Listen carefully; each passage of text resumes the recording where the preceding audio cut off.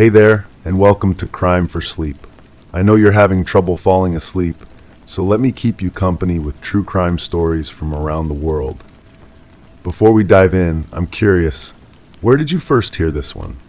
If you enjoy these stories, don't forget to like, comment, and subscribe. Now get comfortable, and let's get into tonight's case. Crime 1, every surface sparkled, countertops wiped, dishes stacked, not a crumb in sight, but the air was thick, cloying with an unnatural blend of industrial cleaner and something metallic. The fridge was empty. The trash had been removed. Only the floor drain was stained red around the edges. Detective Marlene Russo had seen many crime scenes in her 18 years with the Springfield Police Department, but something about this one made her stomach tighten. It wasn't what was there, it was what wasn't. Sarah Blackwood had been a creature of habit. Everyone said so. The 34-year-old accountant lived alone in the modest bungalow on Sycamore Drive for nearly 7 years. She walked to work at the same time each morning, stopping for coffee at Miller's Cafe. Her neighbor, Eleanor Whitman, watched Sarah water her garden every evening at 6. Sarah called her mother in Oregon every Sunday at 7 p.m. sharp.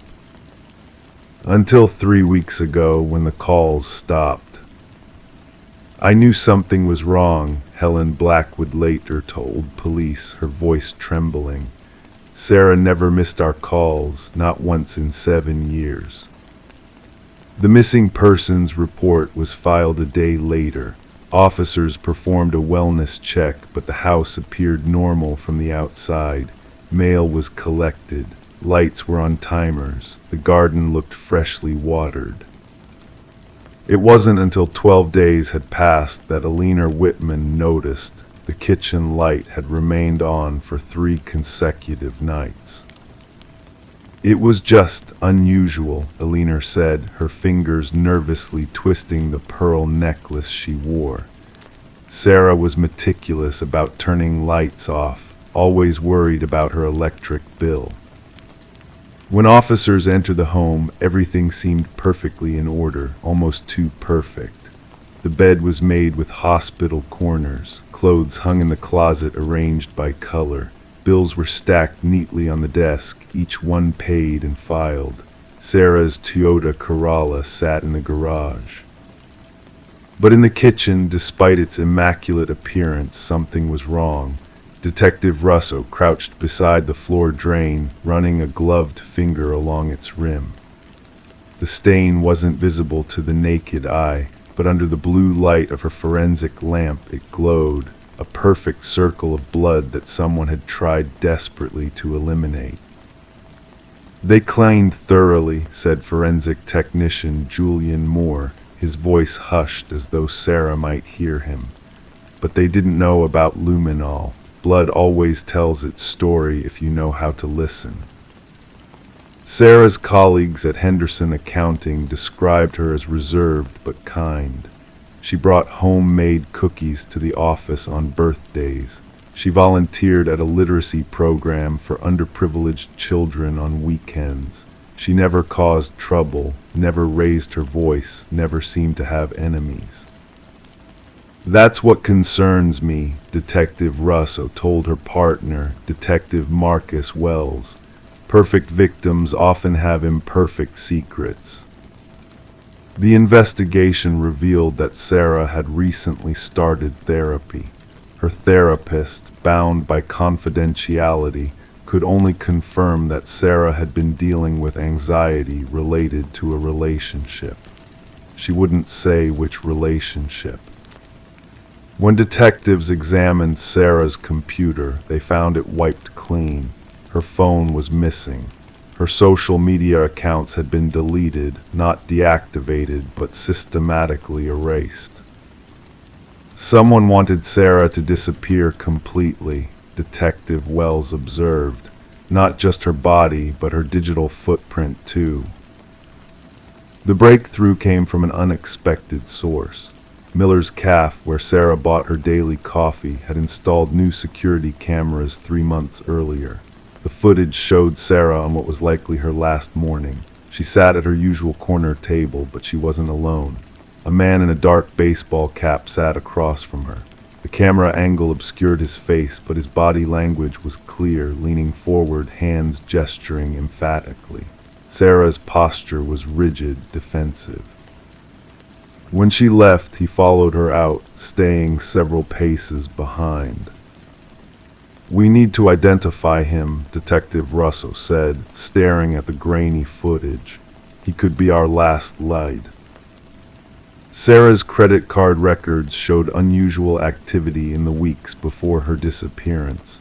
3 large withdrawals of cash, a purchase at a hardware store for items including plastic sheeting, duct tape, and industrial cleaning supplies, a one-way bus ticket to Carson City, Nevada, that was never used. As detectives dug deeper into Sarah's life, contradictions emerged. Her neighbor described her as fastidious and routine-oriented, but her browser history revealed late-night searches for plastic surgery clinics in Mexico and how to create a new identity. Her colleagues thought she was single and focused on her career, but a hidden folder on her laptop's backup cloud storage contained intimate photos of Sarah with a man whose face was carefully cropped out of every image. She was leading a double life, Detective Wells concluded. The question is, which version of Sarah disappeared? The case took an unexpected turn when forensic analysis of the kitchen drain yielded not one but 2 distinct blood types. One matched Sarah, the other belonged to an unknown male. "We're no longer just looking for a victim," Detective Russo told the Springfield Herald. "We may be looking for 2. 6 weeks into the investigation, a hiker found a woman's wallet in Redwood State Park, 50 miles from Springfield. The ID inside belonged to Sarah Blackwood. The wallet contained no cash, no cards, just the driver's license and a folded note with a phone number. When detectives called the number, it rang in an evidence bag back at the station, the phone of Henry Cahill, a local real estate developer who had been reported missing by his wife just 2 days after Sarah's disappearance. Henry's wife, Marion Cahill, collapsed when detectives showed her the photos from Sarah's cloud storage with the faces uncropped. The man was undeniably her husband. "He told me he was ending it," Marion whispered through tears. "He said it was over, that he was recommitting to our marriage. I believed him." The search expanded to include both missing persons.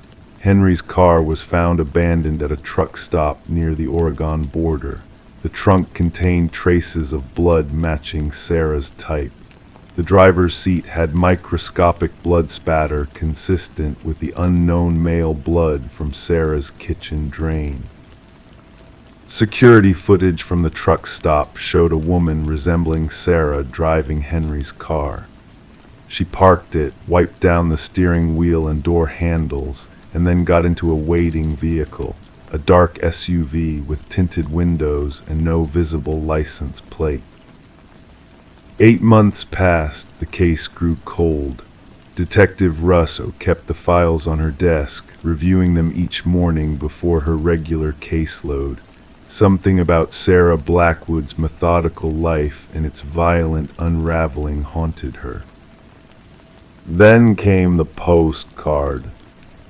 It arrived at the Springfield Police Department, addressed simply to the detective looking for Sarah.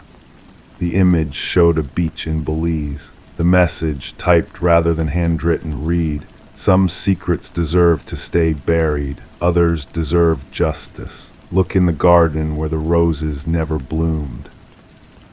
Forensic analysis of the postcard revealed nothing. No fingerprints, no DNA. The postmark was genuine. It had indeed been mailed from Belize 3 weeks earlier. When detectives returned to Sarah's house, now owned by a young couple with a newborn, they requested permission to examine the garden.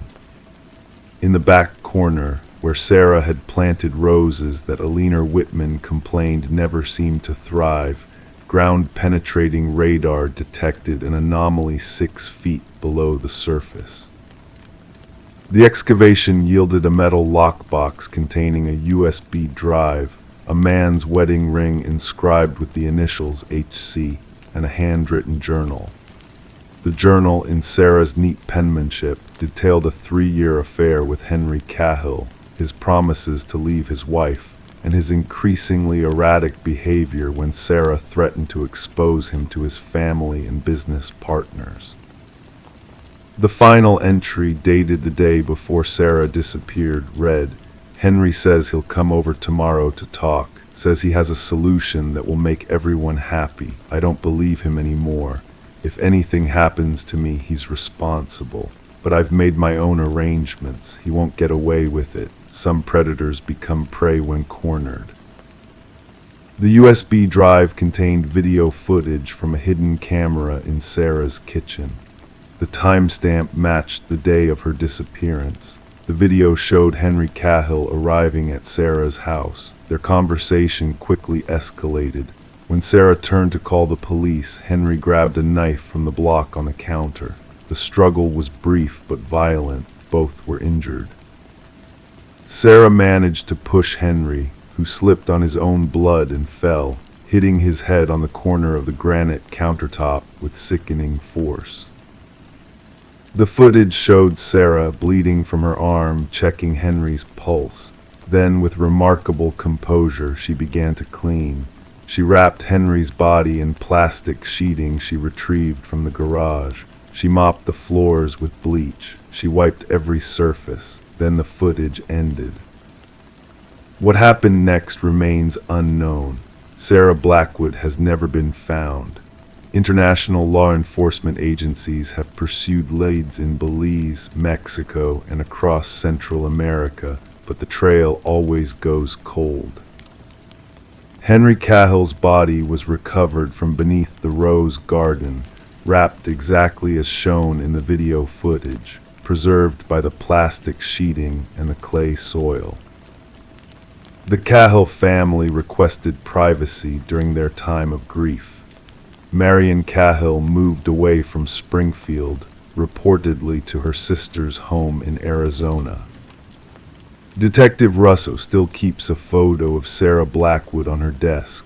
Not the smiling ID photo from her driver's license, but a still frame from the CAF's security camera on that last morning.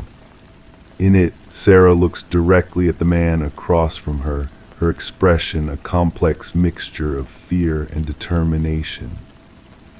Some cases don't end, Detective Russo told the Springfield Herald on the 1-year anniversary of the disappearance. They just change form. We're no longer looking for a victim or a perpetrator. We're looking for a survivor who made a choice. The kitchen in the house on Sycamore Drive has been remodeled by the new owners. The drain has been replaced. The countertops are a different color now.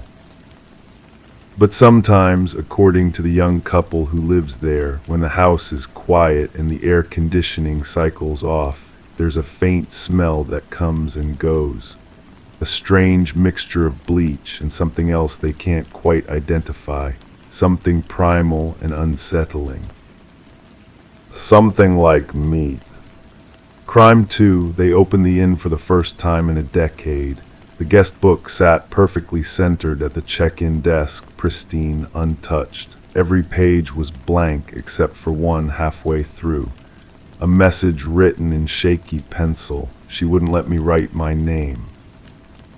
The Pinewood Inn had stood at the edge of Lake Tannin since 1937.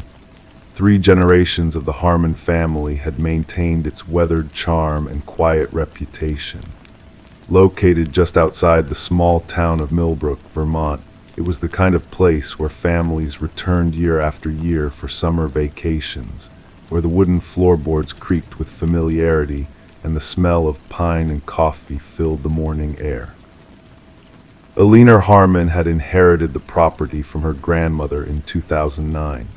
At 33, she had envisioned a future running the family business with her husband, Daniel. They had plans to modernize parts of the inn while preserving its rustic charm.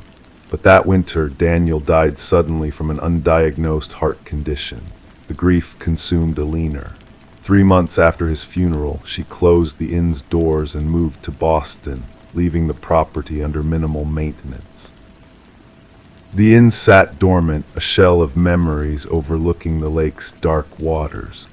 Local teenagers occasionally broke in, leaving beer cans and graffiti, but the property remained largely undisturbed, a time capsule of Alina's interrupted life. In November 2019, Morgan Reed, a real estate developer from New York, contacted Alina with an offer to purchase the property. He planned to demolish the structure and build luxury lakeside condominiums. The offer was substantial, and Alina, who had built a new life as a graphic designer in Boston, agreed to return to Millbrook one final time to clear out the family heirlooms before the sale. The temperature hovered just above freezing when Alina arrived on November 17th. The inn looked smaller than she remembered, its white paint peeling, windows clouded with dust. She used her old key, surprised to find it still worked. The door groaned open, revealing the shadowy interior. The power had been shut off for years, so Alina relied on flashlights and the fading afternoon light to navigate. She had expected to feel overwhelmed by memories, but instead felt a strange detachment, as if visiting someone else's abandoned property. The furniture was draped with white sheets, creating ghostly silhouettes in the dim light. She made her way to the check-in desk, where her grandmother had always kept the leather-bound guest book. There it was, positioned perfectly at the center of the wooden surface, untouched by dust or time. Alina frowned, trying to remember if she had left it there 10 years ago. Opening it, she found the pages crisp and blank, as if newly purchased. But midway through, a single page bore a message written in faint, unsteady pencil. She wouldn't let me write my name. Alina stared at the words, a chill running through her that had nothing to do with the unheated building. The handwriting didn't belong to anyone she knew, and the book itself, she was certain it wasn't the same one her grandmother had used. That book had been filled with names and dates stretching back decades. She set the book down, telling herself it was probably left by one of the teenagers who had broken in. But the pristine condition of the book contradicted this explanation. As darkness approached, Alina decided to stay in town rather than at the inn. She checked into the Millbrook Hotel, a modern building on Main Street that hadn't existed when she lived there. At the reception desk, she casually mentioned her project of clearing out the old Pinewood Inn. The young receptionist, a woman in her 20s with a name tag reading Amber, looked up with sudden interest. The Harmon Place on Lake Tannin. When Alina confirmed, Amber hesitated before speaking again. "You should talk to Sheriff Donovan. There was an incident there about 4 years ago." An incident? Alina felt her stomach tighten. "A woman went missing. They never found her. The last place she was seen was near your inn." That night, sleep eluded Alina. Her mind kept returning to the guest book and its strange message. The next morning, she visited the sheriff's office, a small brick building on Millbrook's quiet main street. Sheriff Thomas Donovan was in his 50s, with gray-streaked hair and tired eyes that had seen too much in a town where nothing was supposed to happen. When Alina introduced herself as the inn's owner, his expression shifted slightly. "Ms. Harmon, I've been meaning to contact you, actually." He invited her to sit. 4 years ago, in October 2015, a woman named Diane Coulter went missing in Millbrook. She was a travel blogger staying at the Lakeside Motel. Her rental car was found at the trailhead near your property. Alina listened as Sheriff Donovan described how Diane, 38, had come to Millbrook to photograph fall foliage. Her blog followers became concerned when she stopped posting. The sheriff showed Alina a photograph, a woman with auburn hair and a confident smile standing against a backdrop of autumn leaves. We conducted extensive searches of the area, including your property. I apologize if anything was disturbed. The inn was locked, Alina said, and I haven't been back since 2009. Sheriff Donovan's eyebrows rose slightly. Are you certain? Because we found the inn unlocked when we searched it. Nothing seemed disturbed inside, but it was definitely open. Alina felt a chill return. That's impossible. I locked it myself when I left. Someone's been there, Ms. Harmon. We found fresh coffee grounds in the kitchen trash. The bed in room 7 had been slept in. Room 7, the corner room with the view of both the lake and the surrounding forest. It had always been the most requested accommodation. And there's something else, the sheriff continued. Diane's sister received a postcard from her, postmarked 2 days after she was reported missing. It showed the Pinewood Inn. On the back it said only, "Found the perfect place to stay. She's an interesting host." Alina's voice was barely audible, but there was no host. The inn was closed. Later that day, Alina returned to the inn with Sheriff Donovan. They walked through each room methodically. Everything appeared as Alina remembered leaving it, except for room 7. The white sheet that should have covered the bed was folded neatly at the foot. The bed itself was made, but Alina noticed slight depressions in the pillow. "Someone's been sleeping here," she whispered. In the bathroom, they found a hairbrush with strands of auburn hair. In the dresser drawer was a notebook, similar to a journal, but the pages had been torn out. Only the inside cover remained, with a name written in blue ink, Diane Coulter. "I don't understand," Alina said. "How could someone stay here without anyone knowing?" Sheriff Donovan examined the windows and doors for signs of forced entry, but found none. "Is there another key?" he asked. "My grandmother kept spare keys in her office," Alina recalled. They went downstairs to the small room behind the reception desk. The office was undisturbed, dust covering every surface except for the key cabinet on the wall. The glass door was clean, and inside, the hooks for rooms 1 through 14 held keys, but the hook for room 7 was empty. Alina returned to the check-in desk, drawn again to the guest book. She opened it carefully, turning to the page with a pencil message. In the better light of day, she noticed something she'd missed before, a faint impression on the page below, as if someone had pressed hard while writing on the previous page, which had been torn out. "Sheriff, look at this." She angled her flashlight across the page, revealing the impression of what appeared to be a name, Diane. Over the next 3 days, Alina and Sheriff Donovan pieced together a disturbing scenario. Diane Coulter had somehow gained entry to the inn, possibly finding a hidden key or the building unlocked. She had stayed in room 7, making herself at home in the abandoned property. But someone else had been there too. A search of the surrounding property revealed Diane's camera buried under leaves near the edge of the forest. The memory card was missing. Her rental car keys were found in the kitchen drawer. Most disturbing was what they discovered in the basement. A small room that had once been used for storage had been converted into what appeared to be living quarters. A cot with blankets, a hot plate, canned food, and pinned to the wall, photographs of the inn from various angles, all taken at night.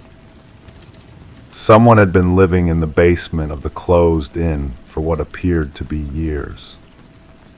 The local newspaper archives revealed 3 other missing persons cases in the surrounding area between 2010 and 2018. All visitors to the region. None were ever found.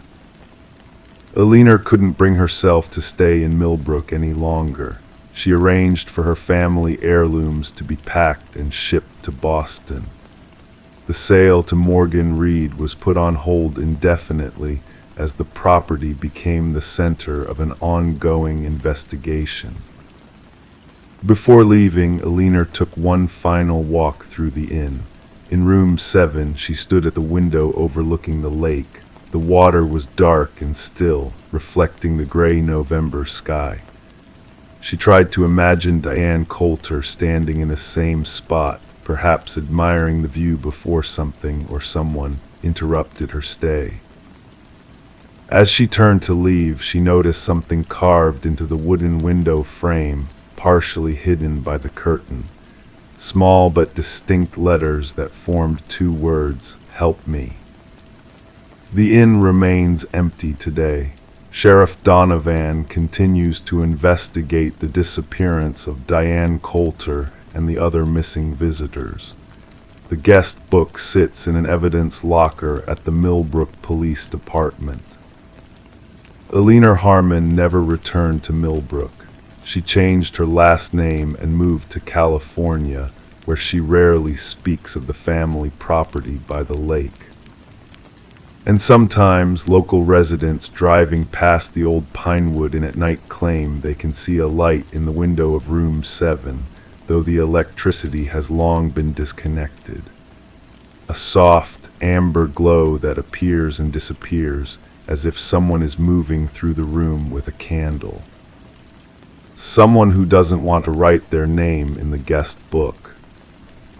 Crime 3, it throbbed slightly beneath the upholstery. At first they blamed imagination, bad lighting, soft floorboards, but when they leaned in close they heard it, a faint rhythm, slow and irregular. They cut into the cushion and found tubing, real veins, and something still moving under the stuffing. Detective Sarah Lawson had been with the Redwood County Sheriff's Department for 15 years. She'd seen the aftermath of domestic disputes gone violent, hunting accidents, drug deals that ended in bloodshed. But nothing in her career had prepared her for what awaited in the modest split-level home at 472 Oakwood Drive. The call had come in on a Tuesday morning in late October.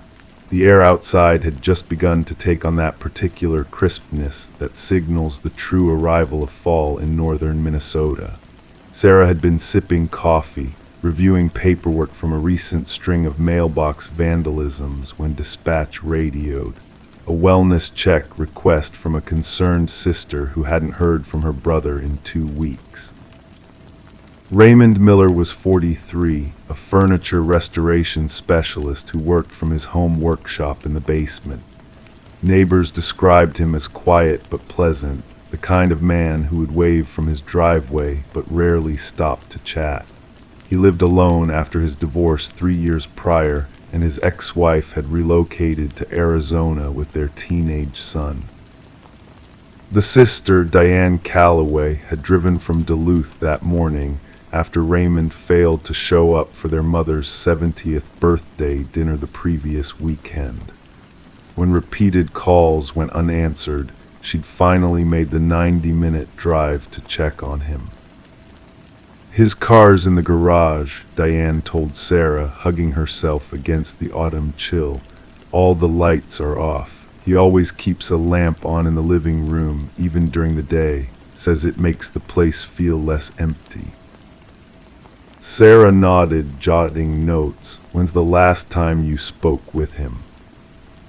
16 days ago, we talked about Mom's birthday. He seemed fine, maybe a little distracted, but nothing unusual." Officer Pete Daniels, Sarah's partner for the day, was peering through windows. "No movement inside that I can see." After knocking produced no response, they used the spare key Diane provided to enter. The house was unnaturally quiet and carried a strange, heavy smell, not quite the decomposition Sarah had unfortunately encountered before, but something organic and wrong. The kitchen showed signs of abandonment. a coffee mug with fuzzy growth, mail stacked unopened on the counter. The dining room was empty except for a table covered with sketches of furniture designs, intricate drawings of chairs and tables with notes about wood types and joinery techniques. It was the living room where they found it. A large couch dominated the space, a new addition to the home, according to Diane, who didn't recognize it. The piece was striking, a curved Victorian-style settee reupholstered in a deep burgundy velvet.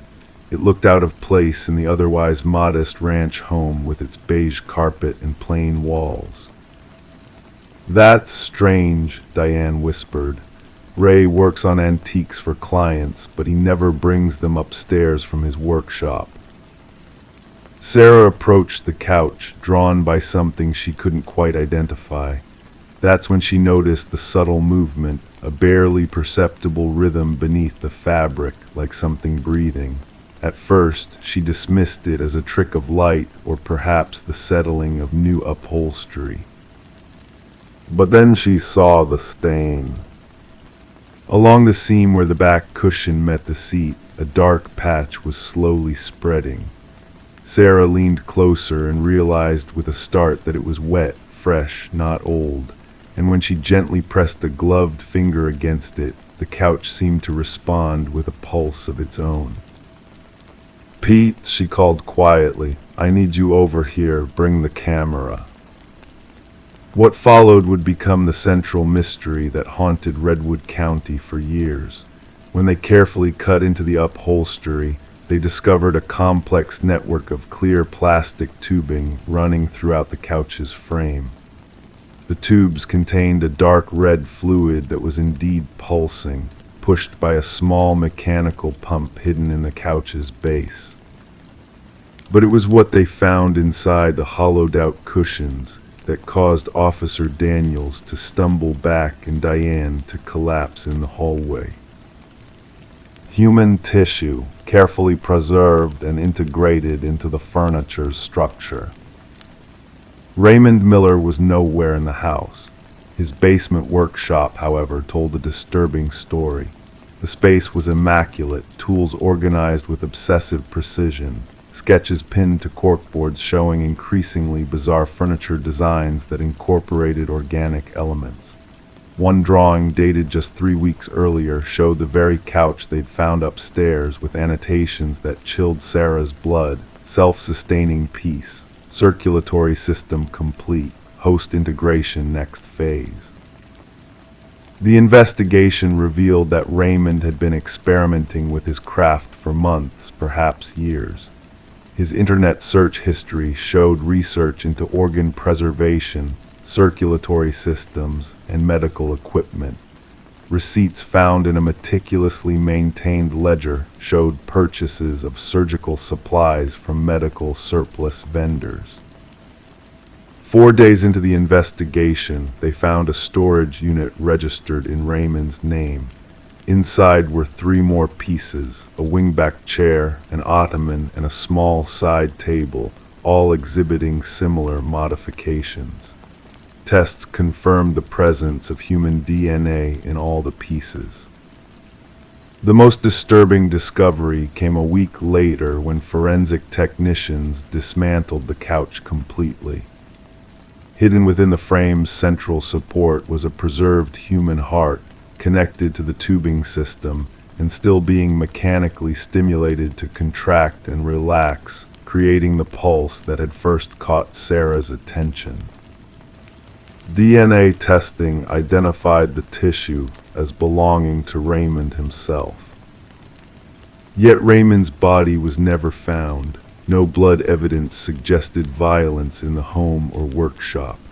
His passport remained in his desk drawer, his bank accounts untouched.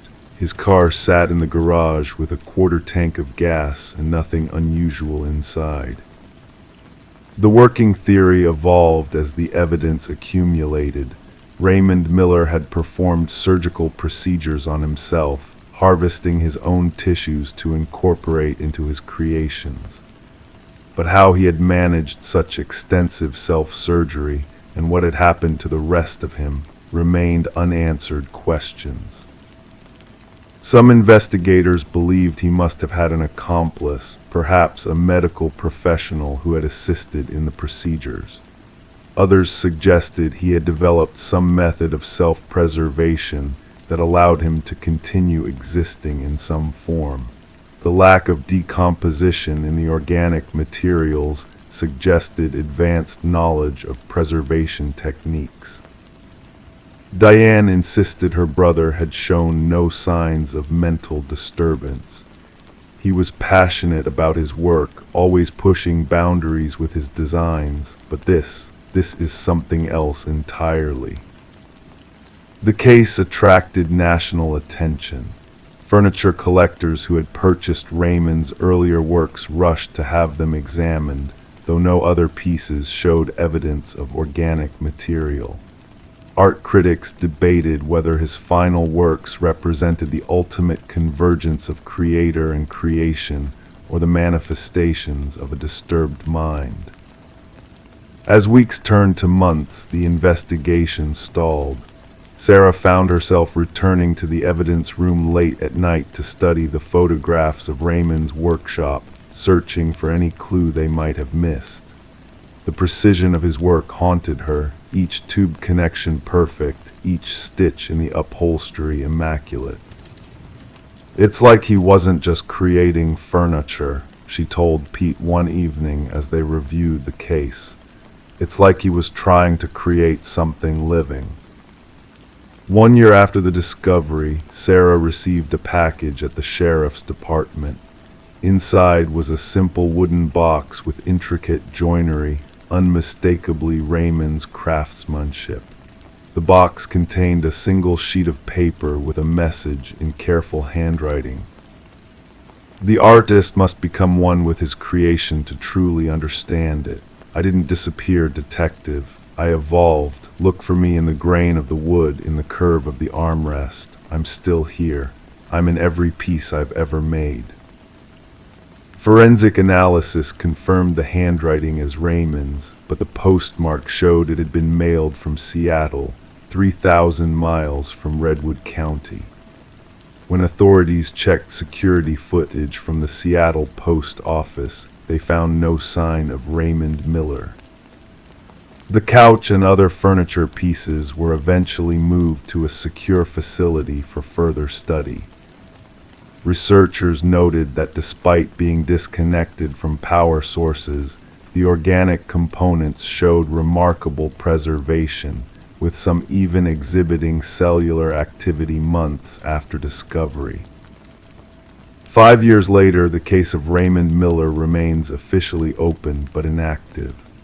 Sarah Lawson has since been promoted to chief detective, but she keeps a small wooden coaster, one of Raymond's earlier innocent creations, on her desk.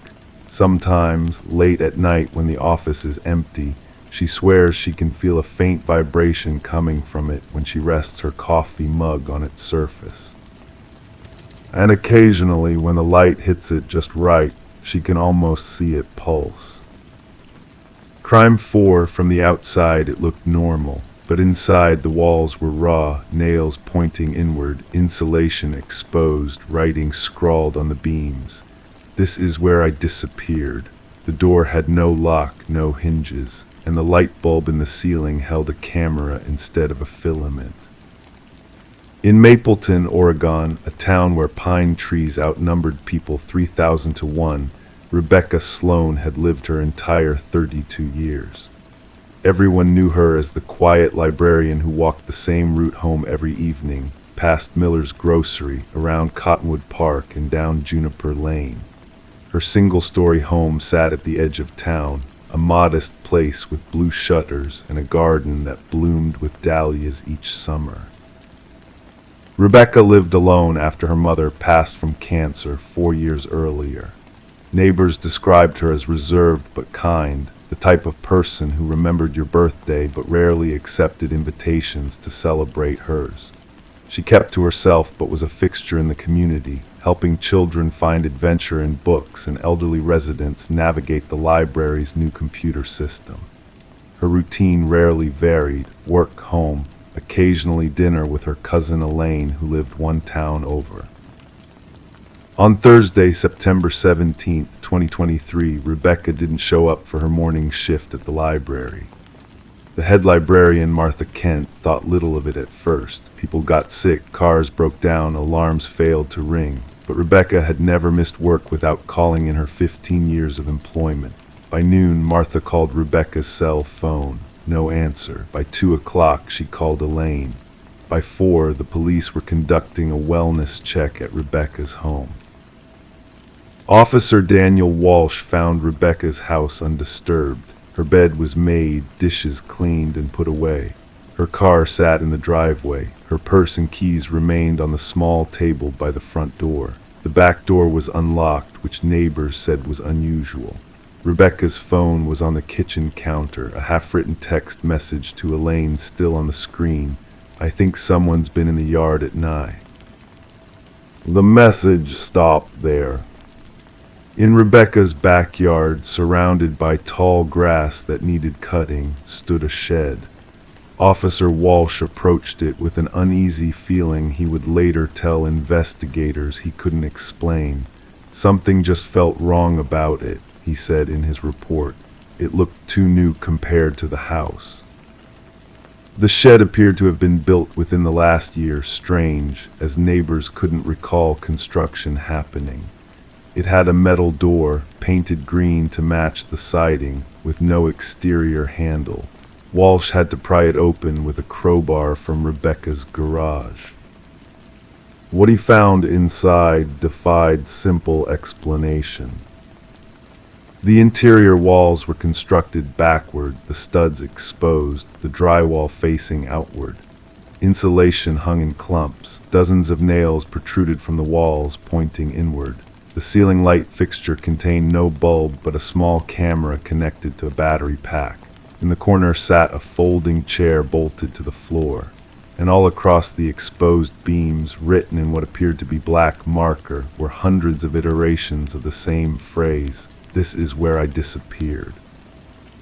Some were written small, some large. Some appeared fresh, others faded. Different handwriting styles, but forensic analysis would later confirm they were all written by the same person, Rebecca Sloan. The investigation expanded rapidly. Security camera footage from neighboring houses showed nothing unusual in the days before Rebecca's disappearance. Her internet search history revealed nothing alarming: recipes, library journal articles, and gardening tips. Her bank account showed no unusual withdrawals. Her cousin Elaine insisted Rebecca had never mentioned building a shed. 5 days into the investigation, Detective Morgan Carter discovered something disturbing. County records showed no permits issued for shed construction on Rebecca's property. More significantly, aerial mapping photos taken by the county assessor's office 3 months earlier showed no shed in Rebecca's backyard. The forensic team found no fingerprints inside the shed except Rebecca's. The camera contained no memory card. Soil samples taken from around the foundation suggested the shed had been there for years, not months, contradicting the aerial photos. 2 weeks after Rebecca's disappearance, Elaine provided investigators with information that shifted the case in an unexpected direction. Rebecca had been having nightmares, she told Detective Carter. She said she kept dreaming about a small room where the walls were wrong. She'd been having these dreams since she was a teenager, but they'd gotten worse after our grandmother died last year. Rebecca's childhood therapist, Dr. Helen Mayer, agreed to speak with investigators about her former patient, with permission from Rebecca's cousin as next of kin. Dr. Mayer confirmed that as a child, Rebecca had described recurring nightmares about being trapped in a room built inside out. "I always thought it was a manifestation of anxiety," Dr. Mayer explained. Rebecca was an intensely private person from a young age. The inside-out room represented her fear of being exposed, vulnerable. Search dogs tracked Rebecca's scent from the house to the shed, but then lost it completely. Ground-penetrating radar detected no disturbances in the soil beneath or around the structure. The case gradually faded from local headlines as leads dried up. Then 3 months after Rebecca disappeared, Miller's Grocery installed a new security system. Reviewing test footage, the owner discovered something odd in recordings from the week before Rebecca vanished. The footage showed Rebecca walking her usual route home, but she was being followed approximately 20 yards behind by a tall figure in dark clothing. The quality was too poor to identify the person, but the same figure appeared in footage from 3 consecutive days. Detective Carter returned to Rebecca's neighborhood, canvassing houses farther from Rebecca's home. 2 blocks away, he found Jerome Fisher, a retiree who spent most days tending his elaborate garden. Fisher recalled seeing a white van parked near Rebecca's house several times in August. "I thought it was a contractor," he said. "Saw a man unloading lumber once, assumed she was having work done." Fisher's description of the man was vague, medium-height, baseball cap, work clothes, but he remembered part of the company name on the van, something construction, started with an L, I think. A search of local construction companies turned up Lakeside Construction, owned by Thomas Green. Green had no criminal record, but a background check revealed he had once been questioned regarding the disappearance of a woman in Seattle 7 years earlier. That case remained unsolved. When questioned, Green denied knowing Rebecca or working on her property. His alibi for the week before her disappearance checked out. He'd been overseeing a project in Portland. His employees all verified his whereabouts. The investigation again hit a wall. 6 months after Rebecca vanished, a library patron returned a book that had been checked out for over a year. Inside, marking page 247, was a bookmark with Rebecca's handwriting. It contained a list of dates spanning the previous 5 years and an address in Burnside, a town 30 miles north of Mapleton. The address led to an abandoned warehouse. Inside, investigators found no sign of Rebecca, but discovered a room in the back with walls constructed inside out, identical to the shed in her yard. Written on one beam was, "This is where I will disappear," in handwriting matching Rebecca's. Property records showed the warehouse had been purchased 7 years earlier by a shell company that Detective Carter traced back to Green's cousin. When confronted with this information, Green continued to deny involvement but couldn't explain the connection. The investigation continues today. Rebecca Sloan remains missing. The shed still stands in her backyard, a bizarre monument to an unsolved mystery. Locals avoid walking past her house at night. Occasionally, someone reports seeing lights in the shed after dark, though police investigations find nothing.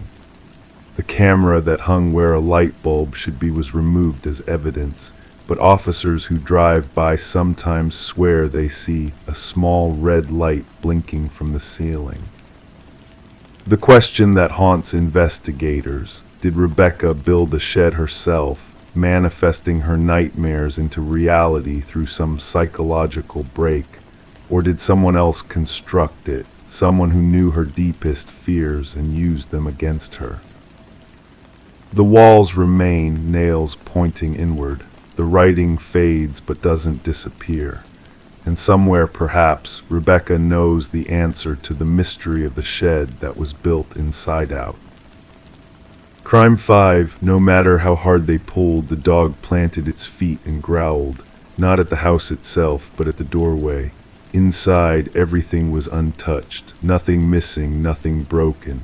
Except one thing: the front mat was gone, and in its place, someone had scratched the outline of a body into the porch wood. In the small town of Millfield, Minnesota, everyone knew Sarah Brennan. She was the kind of person who remembered your birthday, who brought soup when you were sick, who volunteered at the animal shelter every Saturday morning without fail. At 42, she had lived alone since her divorce 5 years earlier, finding contentment in her modest two-bedroom house on Willow Lane. Her golden retriever, Cooper, had been her faithful companion since he was a puppy, a gift from her ex-husband during happier times. Sarah worked as a librarian at the local public library, a position she had held for nearly 15 years. Her colleagues described her as methodical, quiet but warm, someone who found joy in organizing and helping others navigate the stacks. Her routine rarely varied: work during the week, volunteering on Saturdays, church on Sundays, and long walks with Cooper in the evenings, regardless of the weather. Sarah was like clockwork, remembered Alina Whitley, her neighbor of 7 years. You could set your watch by when she'd walk Cooper past my house. 7:15 in the morning, 6:30 in the evening. Never changed, not even when it rained. It was this predictability that made her absence so immediately noticeable on Tuesday, October 12, 2021. When Sarah didn't show up for her morning shift at the library, her coworker Meredith Dolan called her cell phone. No answer. She tried again during lunch, still nothing. It wasn't like her at all, Meredith later told investigators. Sarah never missed work, not once in all the years I'd known her. She didn't even take sick days. By 3 o'clock that afternoon, concern had grown enough for Meredith to drive to Sarah's house after her shift ended. Sarah's blue Honda Civic was in the driveway. The mail from the previous day remained in the mailbox. When Meredith knocked, she heard Cooper barking frantically inside, but no one came to the door. After another hour of unanswered calls and growing anxiety, Meredith contacted the local police department. Officer Daniel Harmon responded to the wellness check, arriving at Sarah's house just after 5 in the evening. The scene initially seemed ordinary, Officer Harmon noted in his report. House locked, car present, no signs of forced entry, but the dog's behavior was unusual: frantic barking, scratching at the door from inside. Using a spare key provided by Sarah's sister, who lived 2 towns over, Officer Harmon opened the front door. Cooper, normally a gentle, well-behaved dog, bolted past him and into the yard, where he began pacing anxiously. When Officer Harmon attempted to lead the dog back inside, Cooper refused to cross the threshold. No matter how hard they pulled, the dog planted its feet and growled, not at the house itself, but at the doorway. Inside, everything was untouched, nothing missing, nothing broken. Except one thing: the front mat was gone, and in its place, someone had scratched the outline of a body into the porch wood. It wasn't immediately noticeable unless you were looking down, a crude, shallow etching that roughly matched human proportions. The house itself revealed little. Sarah's bed was made, her toothbrush was in its holder, her phone sat on the nightstand, fully charged but powered off. A half-empty cup of tea sat on the kitchen counter, long cold. The back door was unlocked, which neighbors said was unlike Sarah. She was security conscious, said Alina Whitley, always checking her locks twice. She'd had a break-in about 8 years ago, nothing serious, just some teenager looking for cash, but it made her cautious. The investigation began in earnest the following day. With no signs of struggle or theft, police initially considered the possibility that Sarah had left voluntarily. However, her purse containing her wallet, ID, and credit cards remained on the kitchen counter. Her prescription medication was in the bathroom cabinet. Cooper's food bowl was empty, suggesting she'd been gone long enough that the dog had grown hungry. The missing floor mat bothered me from the start, Detective Lawrence Reed later admitted. He was assigned to the case 48 hours after Sarah's disappearance when it became clear this wasn't a simple missing persons case. Why take a doormat and why carve that outline? It seemed premeditated, like someone wanted us to know they'd taken her. The first significant lead came from Sarah's phone. Despite being powered off when found, digital forensics revealed it had last been used at 10:17 p.m. on Monday night, the evening before she was noticed missing. Her final outgoing text was to her sister, "Someone's been walking around the house. Cooper won't stop barking, probably nothing." Her sister had been asleep when the message came through and didn't see it until the following afternoon, after Sarah was already reported missing. The investigation expanded to include interviews with everyone in Sarah's orbit. Her ex-husband, Thomas Brennan, was quickly cleared. He had been in Chicago on business, with multiple witnesses confirming his whereabouts. Co-workers, church members, and neighbors all expressed shock at her disappearance, but offered little useful information. 3 days into the investigation, police identified a potential witness. Martin Geller, a college student who delivered newspapers in the early morning hours, reported seeing a dark-colored van parked near Sarah's house around 5:30 a.m. on Tuesday morning. "I wouldn't have noticed it except it was idling with the lights off," Martin told detectives. "And when I drove past, it pulled away without turning on its headlights. Seemed weird." Unfortunately, Martin couldn't recall the make or model, only that it was dark blue or maybe black and older looking. The neighborhood had no security cameras that captured the street, and nearby traffic cameras were too distant to be helpful. On day 5 of the investigation, Cooper, who had been staying with Sarah's sister, provided what some would later call the case's most disturbing clue.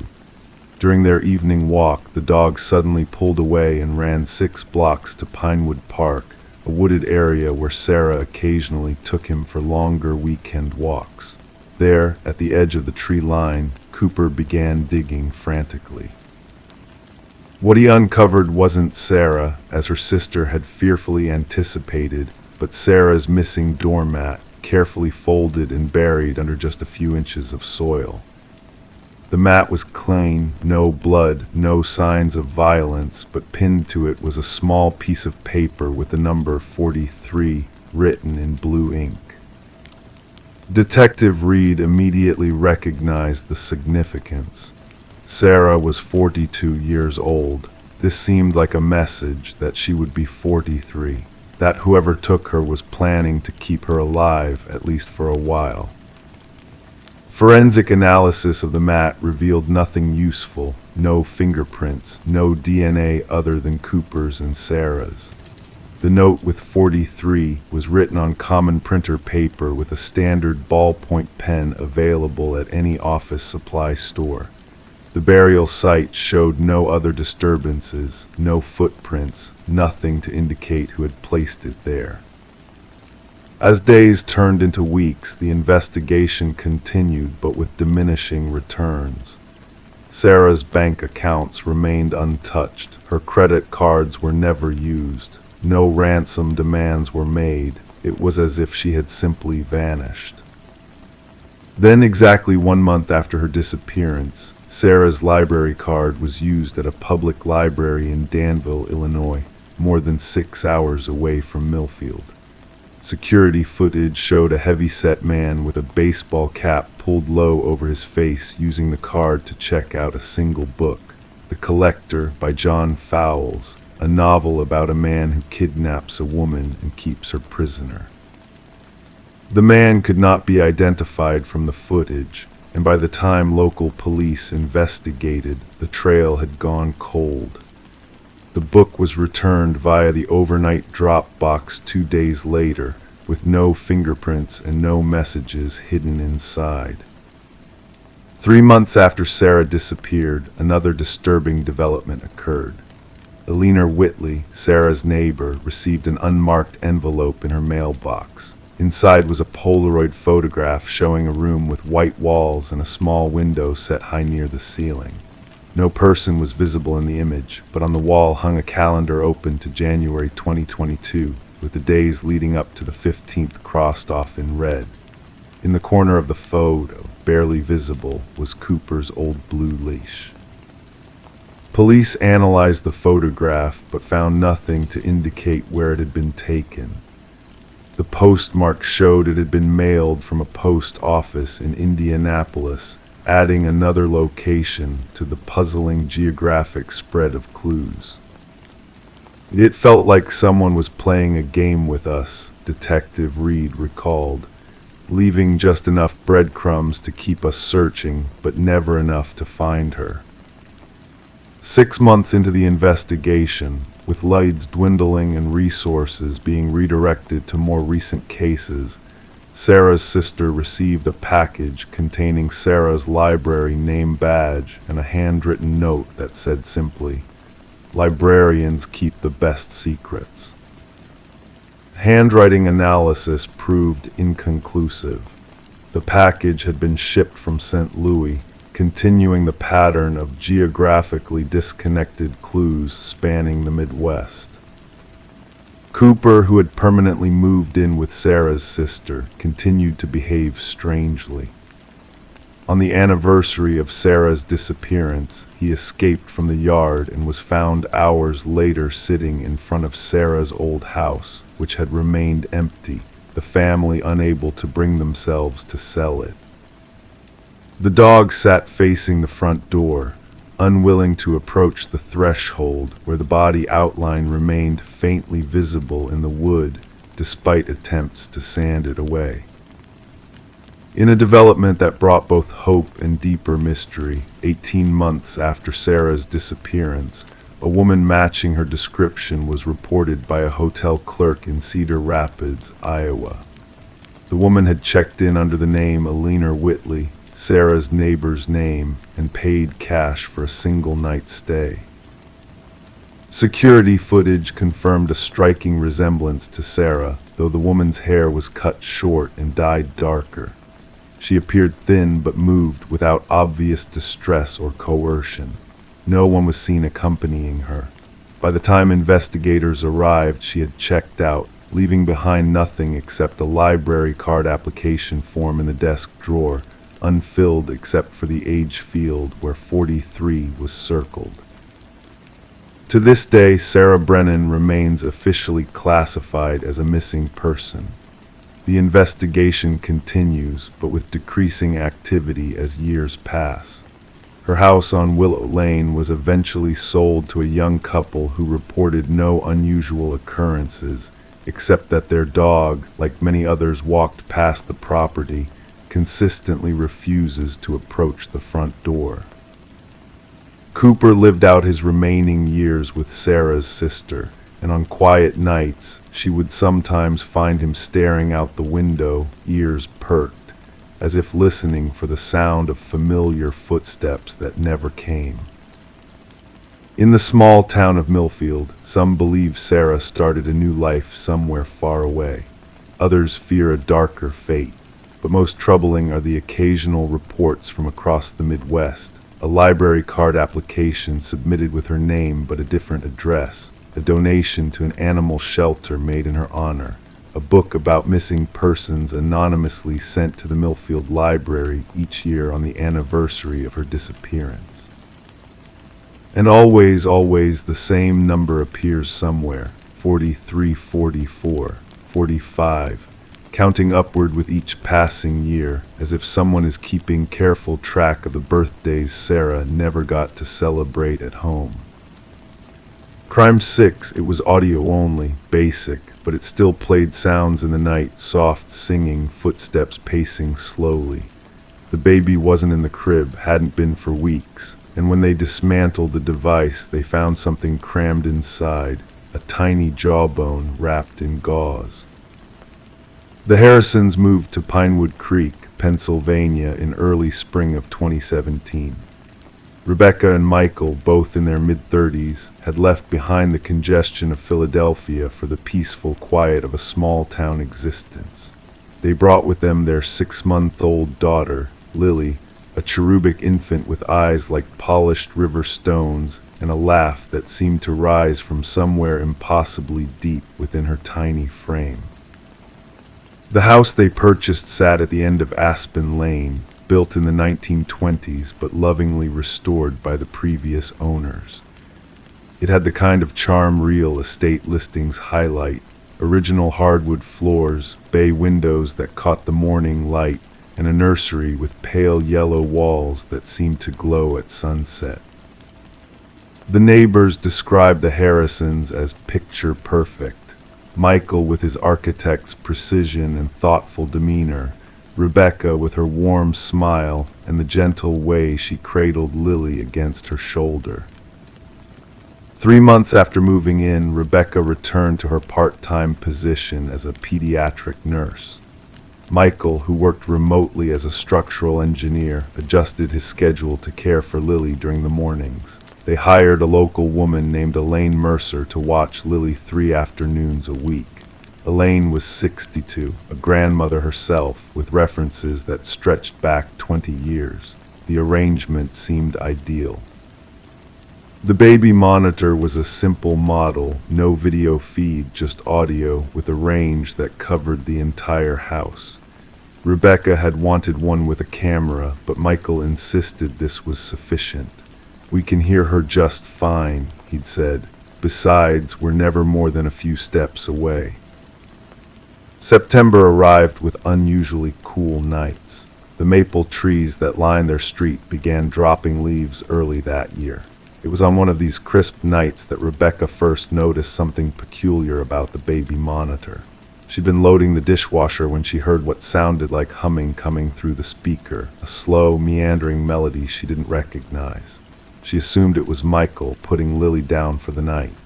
But when she walked into the living room, Michael was there, reading on the couch. "Did you just put Lily down?" she asked, the monitor clutched in her hand. He looked up from his book. "About 20 minutes ago. Why?" Rebecca stared at the monitor. The humming had stopped. "Nothing," she said. "I thought I heard something." 3 nights later, it happened again. This time, Rebecca was alone in the house. Michael had gone to meet a client for dinner. She was folding laundry when she heard what sounded like footsteps through the monitor, slow and deliberate, moving across Lily's room. Then she heard the creak of the rocking chair, the one that sat in the corner by the window. Rebecca dropped the towel she'd been folding and rushed upstairs. The nursery door was ajar, exactly as she'd left it. Inside, Lily slept peacefully, her tiny chest rising and falling beneath her yellow sleeper. The rocking chair was still. The room was empty except for her sleeping child. She checked the windows, locked. The closet, nothing but neatly arranged baby clothes and blankets. Even the space under the crib, though it was far too small to hide anything larger than a stuffed animal. She adjusted Lily's blanket, closed the door a little more firmly than usual, and returned downstairs, the monitor gripped tightly in her hand. The following day, Rebecca mentioned the incidents to Michael. He suggested it might be interference from a neighbor's monitor or perhaps even a nearby radio signal. "These things happen," he said, his voice calm and rational. "If it bothers you, we can get a different model." But Rebecca had already ordered a new one, this time with video capabilities. It arrived 2 days later, a sleek white unit with night vision and temperature sensors. She placed the old monitor in the drawer of her bedside table, intending to donate it later. That night they used the new monitor.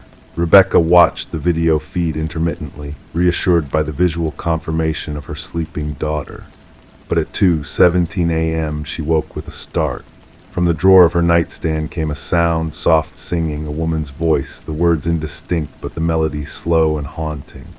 She opened the drawer with trembling fingers. The old monitor, which should have been unplugged, which should have been silent, was emitting the faint sound of someone singing a lullaby.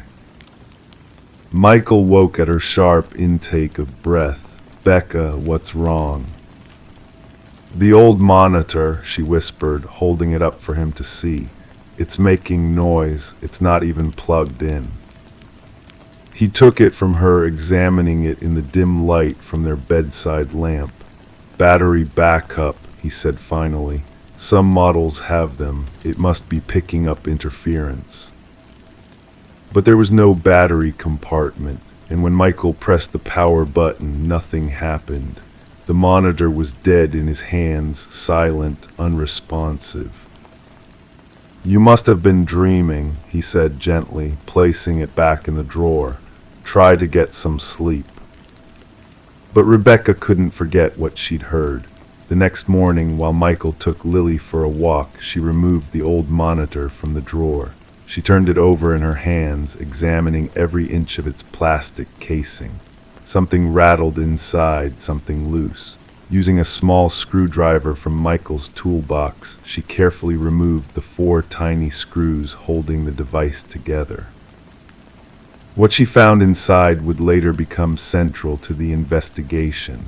Lodged between the speaker and the circuit board was a small piece of bone, a partial human jawbone, no larger than a quarter, wrapped in a square of yellowed gauze. Later analysis would determine it belonged to a child between the ages of 2 and 4.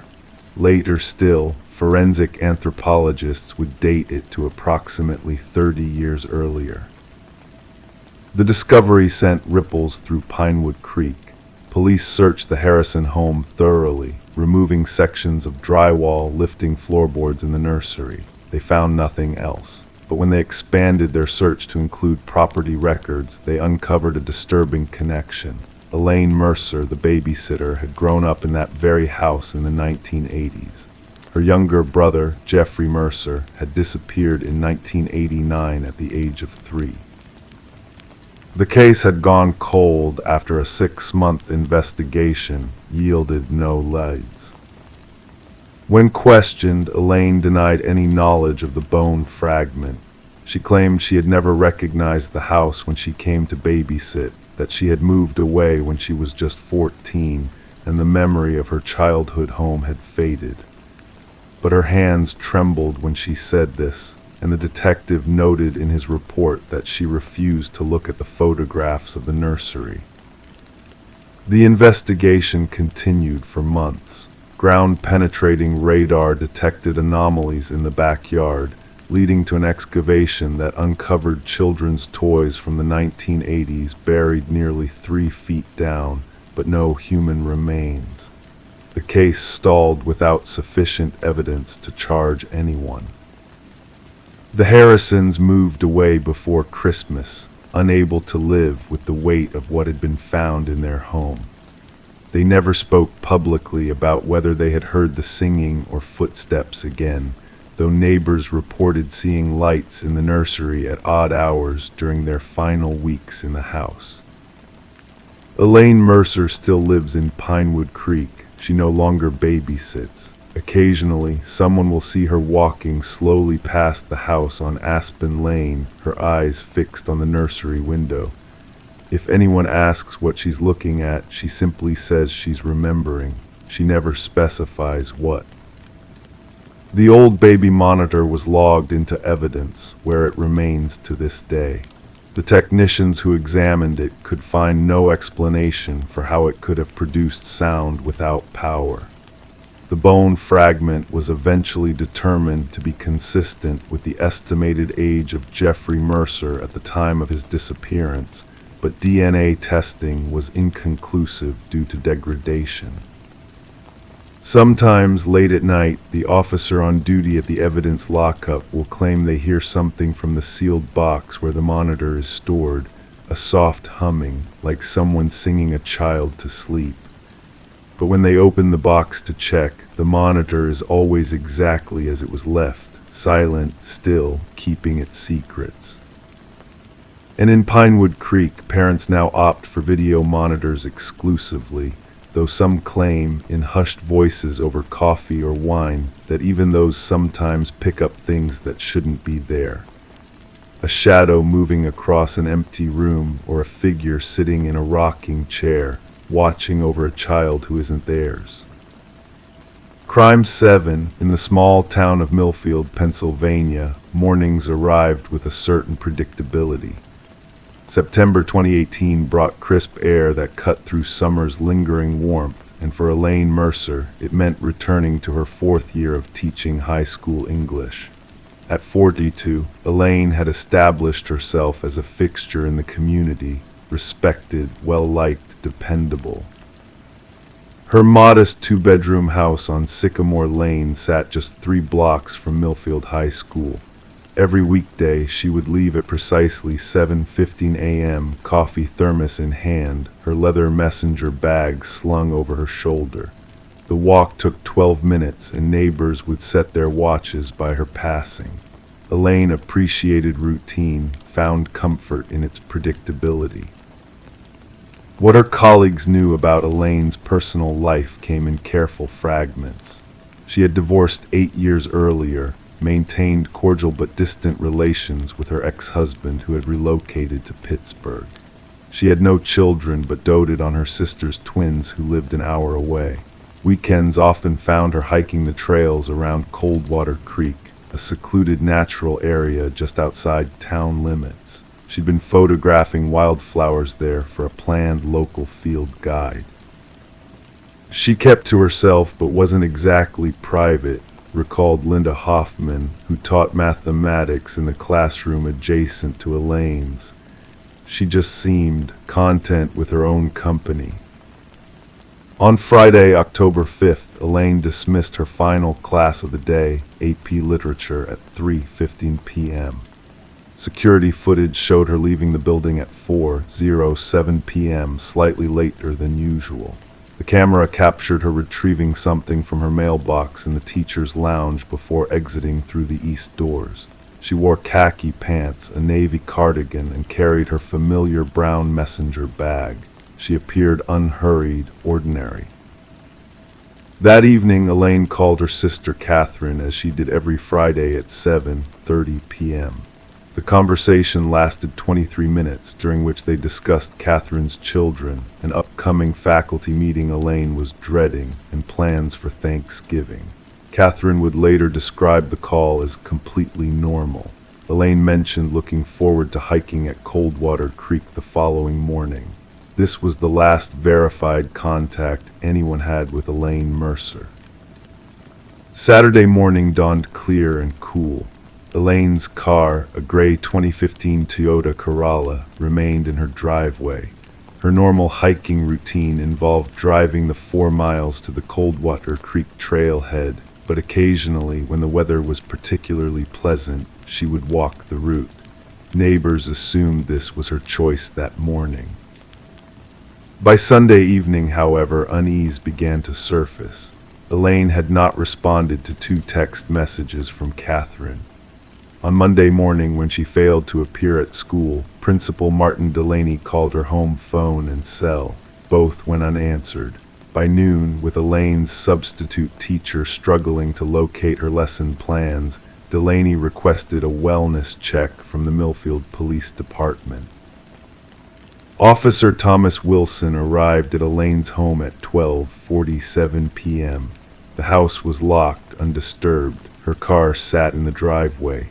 Through windows, Wilson observed nothing unusual.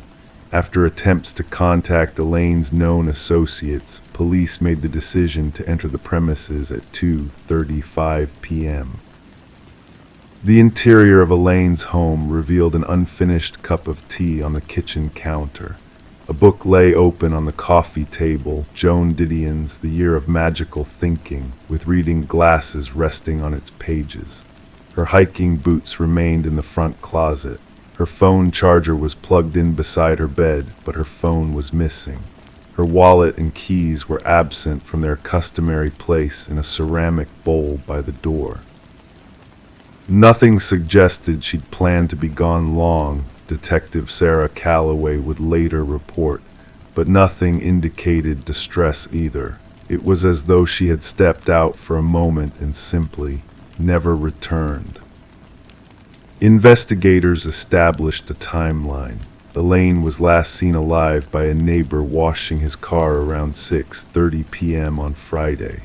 Her lights were observed on until approximately 11:00 p.m. On Saturday morning, no one recalled seeing her leave her house, though most neighbors were occupied with weekend activities of their own.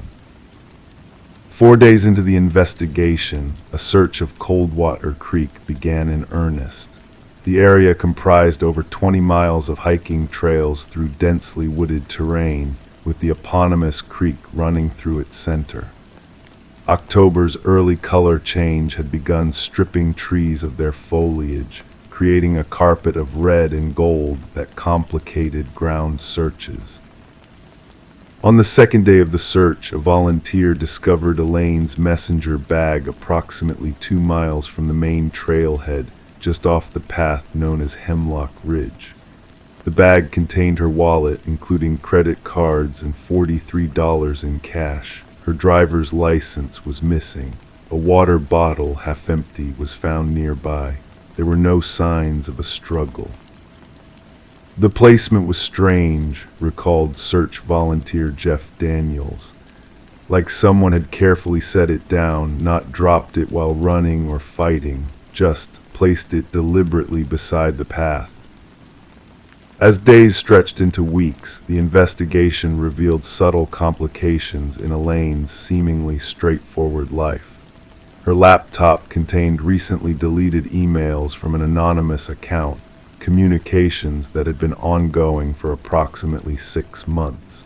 Digital forensics could only recover fragments, but they suggested a relationship with someone Elaine had been reluctant to identify to friends or family. "I can't keep meeting like this," read one partial recovery. Another fragment stated, "Need to resolve this before someone notices." Her cell phone records showed calls to an unregistered prepaid number, calls that had begun in March and increased in frequency through September. The final call to this number occurred at 10:43 p.m. on the Friday she disappeared. It lasted 9 minutes. Catherine insisted her sister never mentioned dating anyone or having secrets. "She would have told me," she maintained in repeated interviews. "We didn't keep things from each other." Yet the evidence suggested otherwise. Elaine's browser history revealed searches for real estate in Vermont, a state she had never mentioned wanting to visit, let alone relocate to. Bank statements showed small but regular withdrawals of cash over the previous 4 months, $200 here, $300 there, totaling nearly $5,000. As the investigation continued, an unexpected development emerged. A student in Elaine's AP Literature class, 17-year-old Ryan Kowalski, approached police with information he had initially withheld. Ryan claimed that in the week before her disappearance, he had observed Elaine in what appeared to be an intense conversation with a man in the school parking lot. "I didn't think much of it then," Ryan stated, "but she seemed, not scared exactly, but tense. When she saw me watching, she quickly ended the conversation." Ryan described the man as in his 40s, with salt and pepper hair and wearing what looked like a dark blue uniform of some kind. He couldn't identify any specific insignia or organization. 3 weeks after Elaine's disappearance, Detective Calloway interviewed Dennis Mercer, Elaine's ex-husband. Though initially uncooperative, Dennis eventually acknowledged that Elaine had contacted him twice in September, the first communications they'd had in nearly 2 years. "She asked about our old summer cabin," Dennis stated. "Wanted to know if I still had the deed or if I'd sold it after the divorce." The cabin, located near Hartsville, Vermont, had been awarded to Dennis in their divorce settlement but had remained largely unused since. When investigators visited the property, they found no evidence Elaine had been there recently. However, they discovered something unexpected. The cabin had been broken into approximately 3 weeks earlier. Nothing appeared to be missing. 6 weeks into the investigation, with leads diminishing, an anonymous tip directed police to examine footage from a gas station in Lacketton, some 30 miles north of Millfield. The grainy security video showed a woman resembling Elaine purchasing coffee at 5:42 a.m. on the Saturday morning after her disappearance. She was accompanied by an unidentified male, matching the general description Ryan Kowalski had provided. The quality of the footage made positive identification impossible. The case took another turn when Catherine revealed something she had initially dismissed as irrelevant. In their final phone conversation, Elaine had mentioned finding an old photograph in a book at the school library, a photograph she claimed changed everything. Catherine had assumed Elaine was being metaphorical, discussing literature as she often did. A thorough search of the school library yielded nothing unusual. However, in Elaine's classroom desk, investigators discovered a photocopy of a newspaper clipping from 1973. The article detailed the disappearance of a local man, Howard Fenton, whose body was discovered near Coldwater Creek after an apparent hiking accident. The margin contained a handwritten note in Elaine's precise script: same location, same pattern, not coincidence. Investigators could establish no connection between Howard Fenton's 1973 death and Elaine. Fenton had no living relatives in the area, and any records related to his case had been archived decades earlier. What Elaine had discovered, what had changed everything, remained elusive. As months passed, the case grew colder. Seasonal changes transformed Coldwater Creek. Winter's snow gave way to spring's thaw. Search efforts continued sporadically, but yielded no further evidence.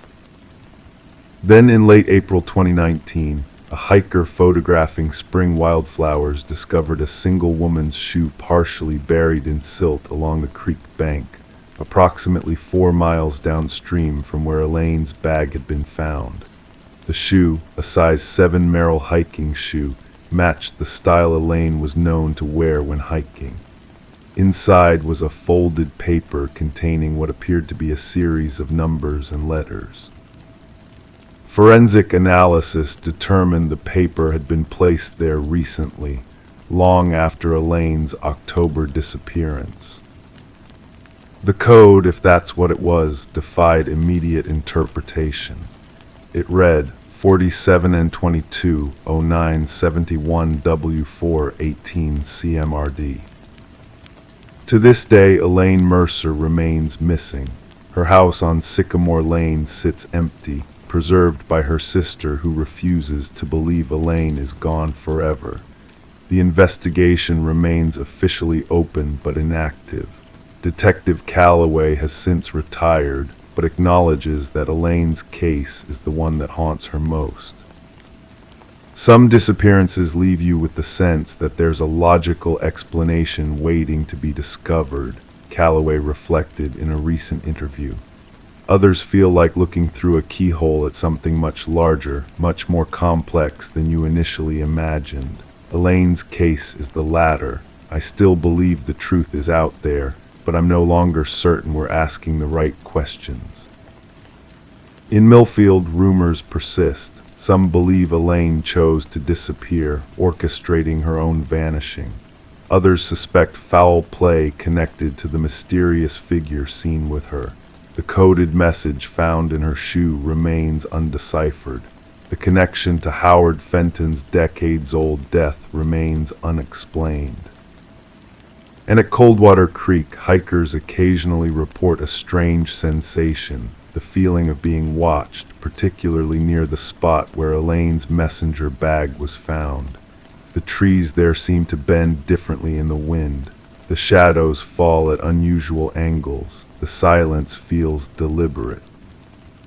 What happened to Elaine Mercer? The The question echoes through Millfield still, a reminder that even the most ordinary lives can harbor extraordinary mysteries, and that sometimes the most disturbing disappearances are those that leave behind not too little evidence, but too much, fragments of a puzzle whose complete picture remains just beyond our grasp. Crime 8 lodged deep in the padding, folded tight between layers of foam. A black and white photo, blurry, grainy, old. It showed someone sleeping in that same bed, wearing the same pajamas the homeowner had just put on. The background of the photo matched the room exactly except for one shadow in the corner. Marion Cook had lived in the modest two-bedroom house on Spruce Avenue for nearly 30 years. A retired elementary school librarian, she was known throughout the neighborhood of Oakwood, Pennsylvania, for her methodical habits and quiet demeanor. Every morning at precisely 7:15, Marion would collect her newspaper from the porch, brewing a pot of Earl Grey tea that she'd sip while reading the local news. Neighbors described her as pleasantly reserved, a woman who kept her lawn tidy and her business private. In the spring of 2018, at the age of 68, Marion decided it was time to replace her mattress. The old one had served her well for over 15 years, but the springs had begun to protest with every movement, and the padding had compressed into uncomfortable dips and valleys. She ordered a new one from a department store in the neighboring town of Westfield, arranging for delivery and disposal of her old mattress on April 12th. The delivery men arrived promptly at 10 in the morning. Marion had stripped the bed and was ready. She watched from the doorway of her bedroom as they wrestled the old mattress through the hallway and out to their truck. One of them, a young man with tattooed forearms, commented that the mattress was heavier than it looked. Marion smiled politely but said nothing. The new mattress was installed without incident. Marion tipped the men $5 each and saw them out. That evening, she made her bed with fresh linens, pleased with the firm support of her new purchase. She slept soundly that night, unaware that 30 miles away, the old mattress was being processed at a recycling facility. It was there at Greenway Recycling that Darren Wilson made the discovery. A 19-year-old college dropout who had been working at the facility for just 3 months, Darren was responsible for cutting open mattresses to separate the recyclable components. As his box cutter sliced through the fabric and into the padding of Marion's discarded mattress, something unusual caught his eye, a small square of paper, yellowed at the edges. Curious, Darren extracted it from the foam. It was a photograph, approximately 4 by 6 inches, black and white, showing a woman sleeping in a bed. The image was grainy, as if taken from a distance or with poor equipment. Darren might have simply discarded it, assuming it had somehow fallen into the mattress during manufacturing, but something about the picture disturbed him. The woman appeared to be middle-aged, her face partially obscured by shadow, but what struck Darren was the composition of the photo. It had clearly been taken from inside a bedroom, from the perspective of someone standing over the sleeping woman. And there, in the corner of the image, was what looked like a reflection or a shadow of the photographer. Darren showed the photograph to his supervisor, Miguel Santos, who agreed it was unsettling enough to warrant attention. Miguel contacted the local police department. Detective Laura Simmons received the call later that afternoon. A 15-year veteran of the Westfield Police Department, Simmons had handled everything from domestic disputes to armed robberies, but she specialized in cases involving stalking and harassment. The photograph was brought to her desk in an evidence bag. "We need to identify the woman in this photo," she told her partner, Detective Mark Hendricks, "and figure out if she's in any danger." The recycling facility provided the origin information for the mattress, It had come from Marion Cook's address in Oakwood. Simmons and Hendricks drove there the following morning, the photograph secured in an evidence folder. Marion answered the door wearing a cardigan despite the warm spring day. She seemed puzzled by the presence of police at her doorstep, but invited them in when they explained they had questions about her recently discarded mattress. Mrs. Cook, Detective Simmons began, once they were seated in Marion's immaculate living room, "We found something unusual inside your old mattress. I'm wondering if you might be able to explain it."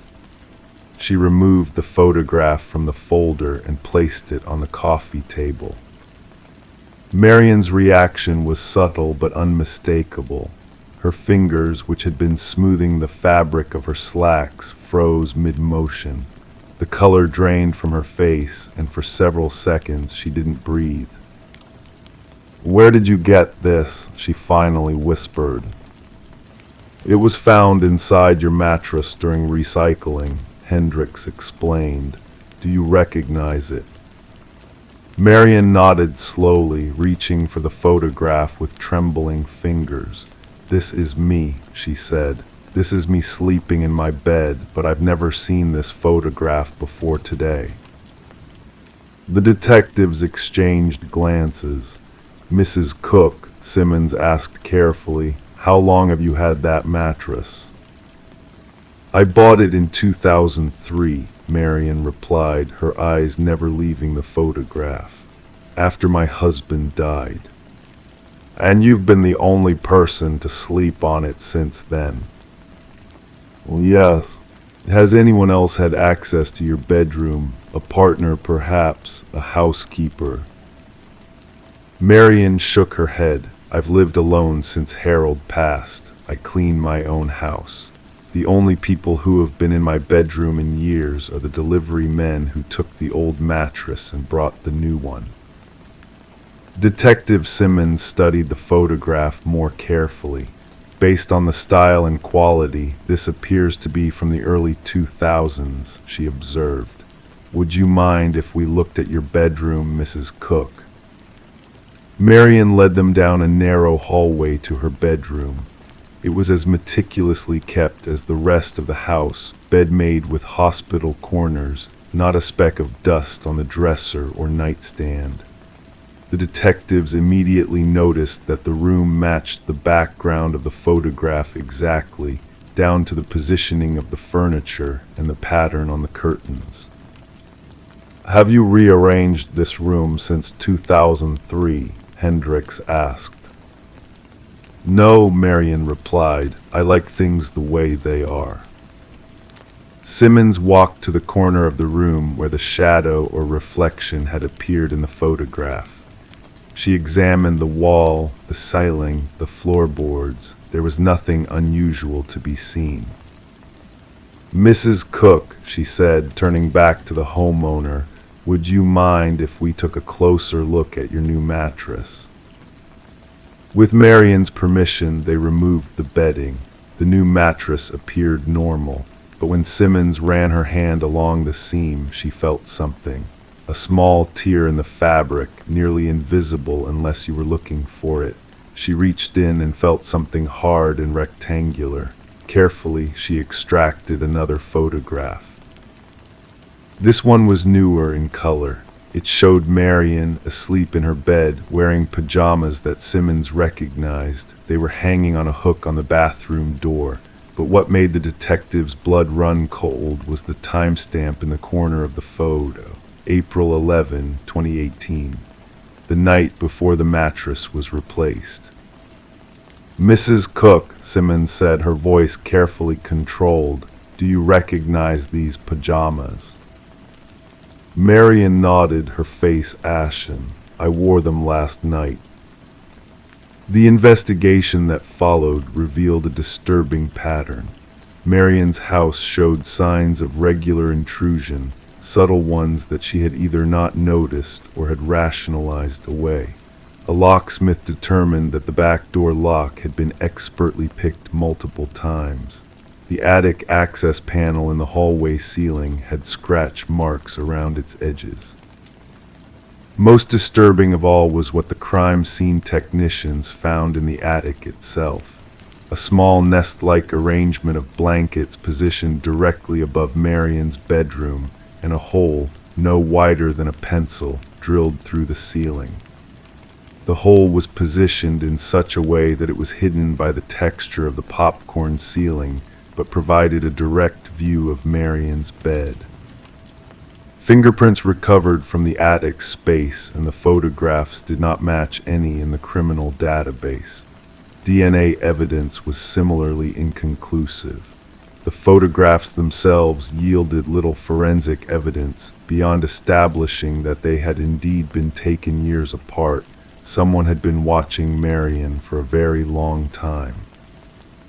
A review of security camera footage from neighboring homes showed nothing unusual in the days leading up to the mattress replacement.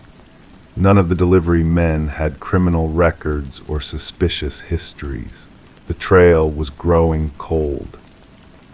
Marion, devastated by the revelations, temporarily moved in with her sister in another state. Detectives installed security cameras and alarms throughout her house, hoping to catch the intruder if they returned. 3 weeks after the initial discovery, Detective Simmons received a call from the evidence technician. They had found something else embedded in the old mattress, a flash drive, so deeply buried in the padding that it had been missed during the initial examination. The drive contained hundreds of photographs, all of Marion sleeping, dating back to 2003. The earliest photos showed her husband Harold beside her. But the drive contained something else as well, similar photographs of other women in other bedrooms. 6 different women in total, from various neighborhoods around Westfield and Oakwood.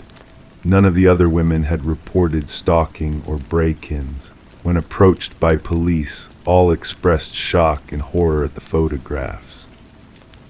The investigation expanded, bringing in the FBI to assist with profiling the stalker and analyzing the digital evidence.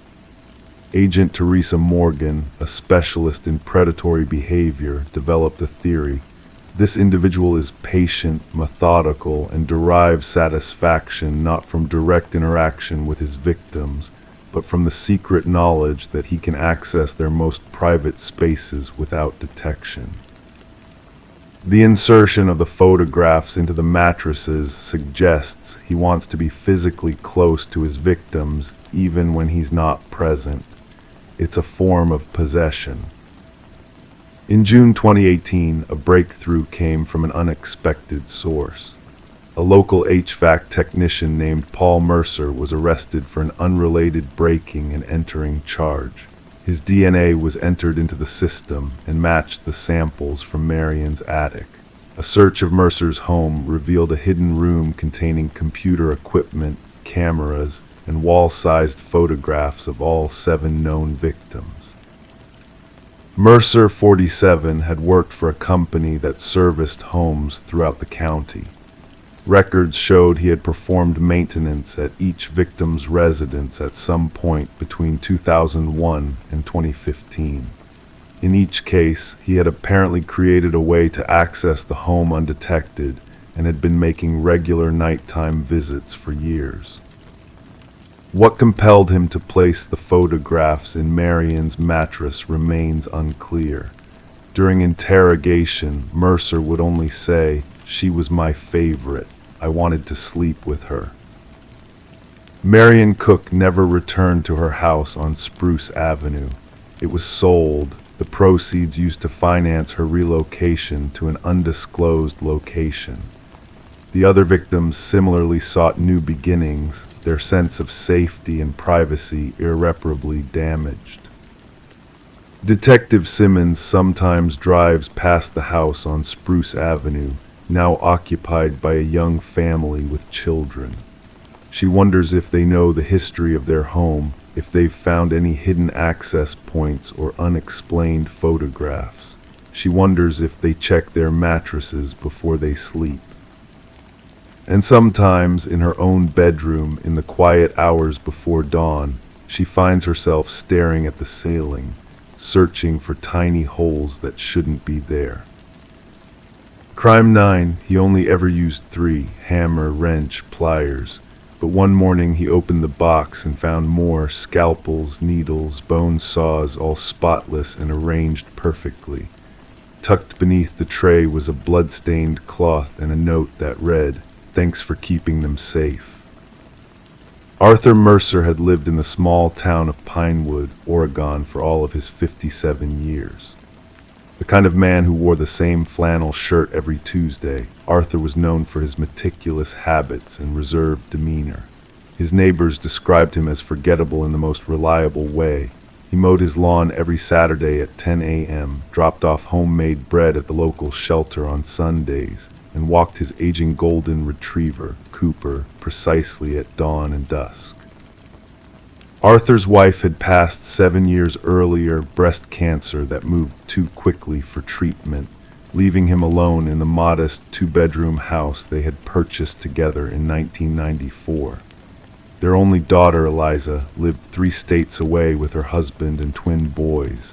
She called every other Sunday, visits reserved for major holidays and birthdays.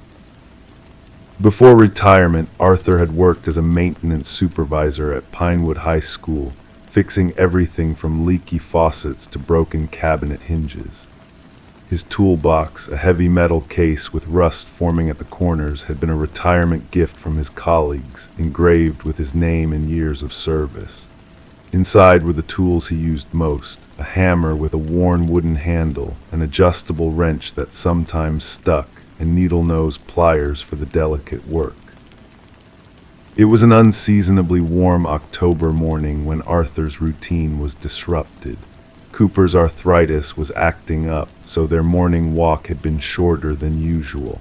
Arthur had just settled into his garage workspace, ready to repair a broken picture frame for Mrs. Henderson next door.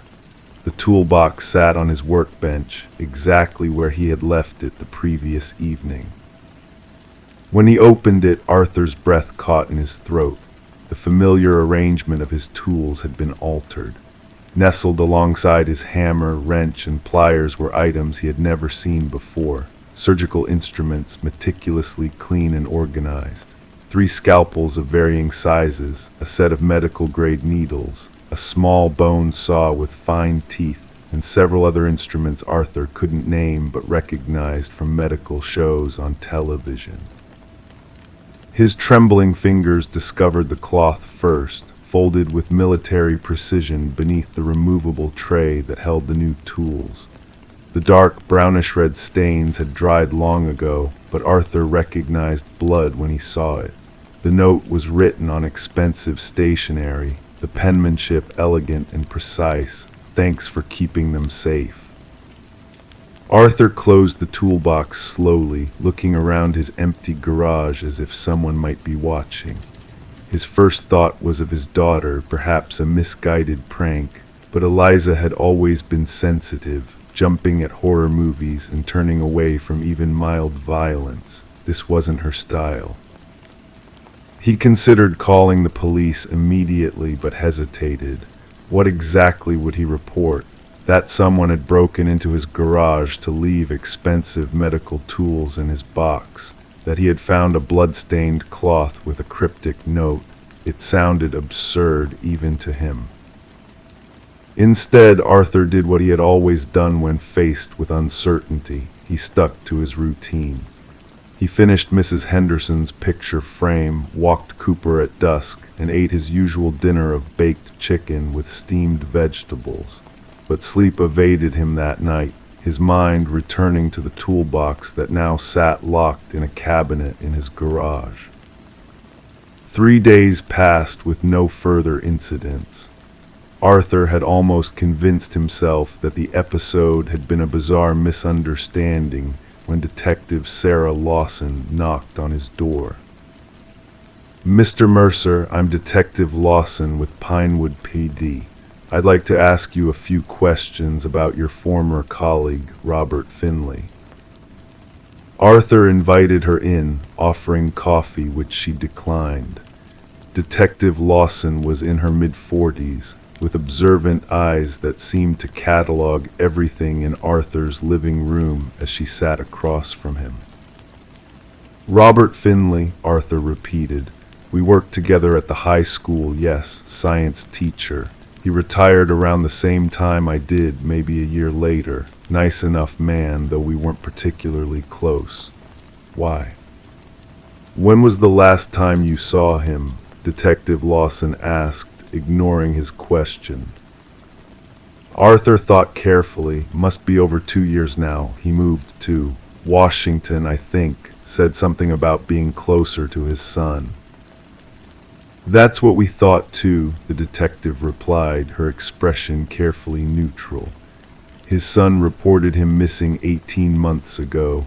Said they had plans to meet in Seattle, but Robert never arrived. His car was found at a rest stop just outside of Pinewood, but no sign of Robert." Arthur felt his mouth go dry. "I had no idea. I'm not much for local news these days." Detective Lawson nodded. The case went cold pretty quickly. No leads, no evidence of foul play, but yesterday we received an anonymous tip suggesting we talk to you. The room seemed to grow smaller. Arthur's hands began to sweat. "Me? Why would anyone connect me to Robert's disappearance?" "The teepster mentioned something about tools," Detective Lawson said carefully, watching Arthur's reaction. "Said you might have something that belonged to Robert." The toolbox. Arthur's mind raced back to his interactions with Robert Finley. They had been cordial workplace acquaintances at best. Robert had been intensely private, often working late in his classroom with the door locked. There had been rumors about inappropriate relationships with female students, but nothing was ever proven. Arthur had always avoided office gossip. "I have a toolbox," Arthur said slowly. "It was a retirement gift, but I don't have anything of Robert's." Detective Lawson studied him, then handed him a photograph. "Do you recognize this man?"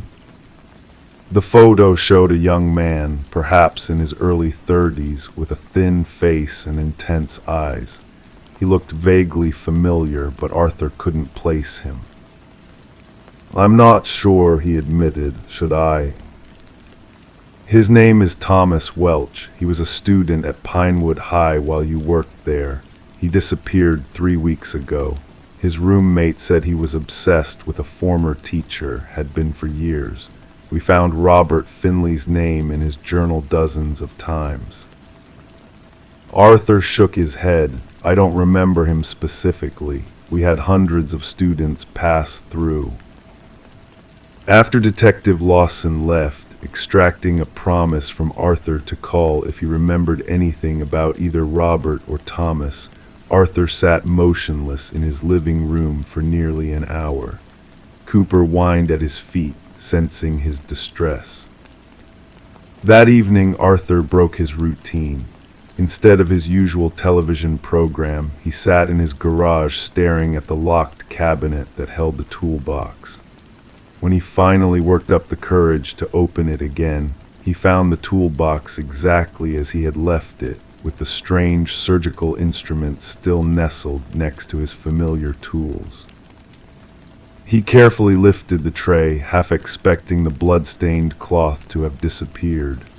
It was still there, but something caught his eye. The cloth had shifted slightly, revealing the corner of what appeared to be a photograph. With trembling fingers, Arthur extracted it. The photo showed Robert Finley standing in what looked like a basement, tools hanging on the wall behind him. He was smiling, but something about his expression made Arthur's skin crawl. And there, partially visible at the edge of the frame, was Arthur's toolbox. The next morning, Arthur called Detective Lawson. When she arrived, he wordlessly led her to the garage and opened the toolbox. Her expression remained professional, but he noticed how she immediately pulled out her phone to call for backup and evidence technicians. As the police searched his property, Arthur sat on his front porch with Cooper beside him. The neighbors had gathered, watching with curious expressions as officers carried bags of evidence from his garage. Mrs. Henderson approached him once, but seemed to think better of it and retreated to her yard. "We found a hidden compartment in your garage wall," Detective Lawson told him later. Inside were identification documents belonging to 3 individuals who have disappeared over the past 5 years. Robert Finley's driver's license was among them. "I've lived in this house for decades," Arthur protested weakly. "That compartment, I had no idea it existed." "The house was built in 1962, Detective Lawson said. "The compartment appears to be original to the structure, but it was recently accessed. There were fresh tool marks on the edges." Arthur's mind raced back to Robert Finley. Had he known about the compartment somehow? Had Thomas Welch? Or was there someone else, someone who had decided to involve Arthur in whatever sinister game they were playing? 2 days later, Thomas Welch's body was discovered in an abandoned building near the high school. The coroner's report would later confirm that the surgical instruments found in Arthur's toolbox matched the precise, methodical wounds on the victim's body. Arthur sat in his living room, staring at the phone. He should call Eliza, warn her that something terrible was happening, that he might be implicated in crimes he didn't commit. But what would he say? How could he explain any of this? As night fell over Pinewood, Arthur realized his garage light was on, a light he was certain he had turned off. Through the window, he could see a figure standing at his workbench, head bent over something. Arthur's heart pounded as he recognized the silhouette. It was familiar in a way that made his blood run cold. This wasn't over, it was only beginning. And somewhere in the back of his mind, a voice whispered a terrible question. What if he wasn't just keeping the tools safe? What if somehow he had always been meant to use them? Story 10. The dwelling had sat deserted for an eternity, it seemed. Whispers among the neighbors spoke of its abandonment since the day the young woman vanished without a trace. When the new occupants ventured in, they encountered a peculiar sight, the bedroom door stubbornly locked from within. With effort, they forced it open, unveiling a realm shrouded in neglect, the air thick with the weight of time. Yet, amidst the dust-laden ambience, an unsettling peculiarity lingered. The bed stood neatly made, the mirror devoid of smudges. A lone candle, now a mere puddle of wax, bore witness to time's relentless march. And there upon the desk lay a notebook, its pages adorned with fresh ink. The final entry, dated the eve of her disappearance, sent shivers down their spines. Detective Morgan delved into the notebook's contents while forensic experts combed the room for elusive clues. The meticulous script belonged to Elise Winters, a young soul of 26 who had been reported missing by her grieving parents nearly half a decade ago. Her words cascaded across the pages with precision and grace, save for the last entry, a poignant declaration etched with fervor. "I sense his eyes upon me tonight," the final words echoed. "The same car orbits like a vulture. My cries for aid fall on deaf ears. If fate intervenes, know that chance played no part." Closing the tome, the detective secured it within an evidence pouch, enveloping the room in a cloak of eerie silence mingled with a subtle chemical tang. The landlord hovered in the doorway, a ghostly figure with pallid features and crossed arms. "We scoured every nook ere listing it for rent," he muttered, his voice tinged with unease. "That door was never locked." Elise had been a paralegal at the esteemed firm of Harriman and Associates, immersed in intricate legal matters of corporate magnitude. Colleagues painted a portrait of a diligent, withdrawn soul who unraveled a web of deceit in the weeks leading to her vanishing. Late nights consumed her, her supervisor confided to the investigators. She stumbled upon discrepancies within the Westridge acquisition files, numbers manipulated, documents aged before their time. The detective scrutinized photographs of Elise auburn tresses framing somber eyes, an aura of professionalism enveloping her being. The woman captured in those frames seemed too methodical to vanish spontaneously, too composed to depart without a trace. The bedroom divulged scant clues, devoid of struggle or bloodshed, frozen in a snapshot of time, as if Elise had momentarily stepped out, destined to return. The candle's residue left behind a tale untold, its unscented essence cloaked in shadows. "What revelations have you unearthed?" queried Morgan, locking gazes with the lead forensic examiner. "Fingerprints aplenty, weathered by the years," came the reply. "Yet the intriguing facet lies in their absence. The doorknob and window latches, scrubbed immaculate inside and out." The investigative team probed beneath the surface, scouring for hidden truths. Beneath a loose floorboard near the closet, a watertight case emerged, harboring a flash drive and a key.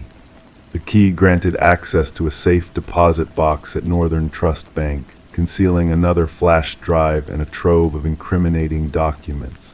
Revelations unfurled, exposing a web of deceit linking Westridge Pharmaceuticals to clandestine accounts under the firm's stewardship. Audio recordings and spreadsheets unveiled the nefarious manipulation of drug trial data for Neurapax, the flagship medication of Westridge. Detective Morgan liaised with regulatory bodies, confirming the withdrawal of Neurapax from shelves following a spate of deaths mirroring Elise's concealed findings. Subpoenas unveiled a damning trail leading to Vincent Harriman, the firm's senior partner. Charges for an industrial cleaning service at his retreat surfaced following Elise's disappearance, hinting at a sinister narrative. A microscopic trace of Elise's blood at the property sealed his fate, though her body remained a haunting enigma. The enigma of the locked room persisted until security footage unveiled a shadowy figure akin to Harriman on the night Elise vanished, entering but never exiting by conventional means. A hidden passage, concealed within the closet's depths, emerged under the discerning gaze of Morgan and a structural engineer, connecting to subterranean tunnels snaking beneath the neighborhood's aged facades. Harriman's apprehension during a board meeting marked the climax of a saga shrouded in treachery. Protestations of innocence crumbled beneath the weight of Elise's hidden camera footage, capturing the fatal encounter between predator and prey. Justice, elusive yet relentless, claimed its due as Harriman faced the full force of the law. At the hearing, Elise's mother stood resolute, her voice laden with sorrow and resolve. Her chamber remained a sanctum, safeguarding the truth she sacrificed to unveil, she intoned. Her essence lingers within, awaiting revelation. The new inhabitants shunned the abode, leaving it to solitude once more, a mausoleum of secrets laid bare yet not forsaken. Whispers of a spectral glow in the upper chamber echoed a testament to a valiant soul's final stand against the shadows of corruption. In the room she never departed, justice found its voice, echoing through the annals of time. Story 11. The aged apartment held its secrets with pipes that moaned and floorboards that whispered tales of the past. But the new tenant, a young woman named Sarah, sensed a presence beyond the ordinary. The footsteps she heard were too precise, too deliberate, echoing from above in a haunting rhythm. Curiously, Sarah lived on the very top floor, yet the sound of footsteps persisted, slow and steady, as if tracing invisible paths in the darkness. One fateful night, Sarah summoned the courage to tap the ceiling with a broomstick, seeking to unravel the mystery. The sound ceased abruptly, plunging the room into a heavy silence. Then, a single knock reverberated from within the ceiling itself, sending shivers down Sarah's spine. Despite the unnerving occurrences, Sarah chose to keep the strange incidents to herself, attributing them to the settling of the old building or perhaps a misplaced creature roaming the hidden spaces above. Night after night, the methodical footsteps persisted, a ghostly presence that haunted her sanctuary. To cope, Sarah turned up the volume of her television, donned headphones at bedtime, anything to drown out the eerie footfalls pacing across her ceiling. Detective Morris was drawn into the enigma surrounding Sarah's apartment when a maintenance worker stumbled upon a concealed crawlspace during routine repairs. Removing a section of drywall to mend a leak, the worker uncovered a narrow passage unbeknownst to the building's blueprints. Within this clandestine space, a makeshift living area emerged, adorned with remnants of human presence, a stained blanket, discarded wrappers, and a tattered notebook brimming with unsettling observations. The notebook chronicled Sarah's every move with meticulous detail, her daily routine, her guests, her meals, even the moments of solitude she cherished. The writing, once orderly, descended into chaos on the final pages, cryptic symbols dancing at the edges.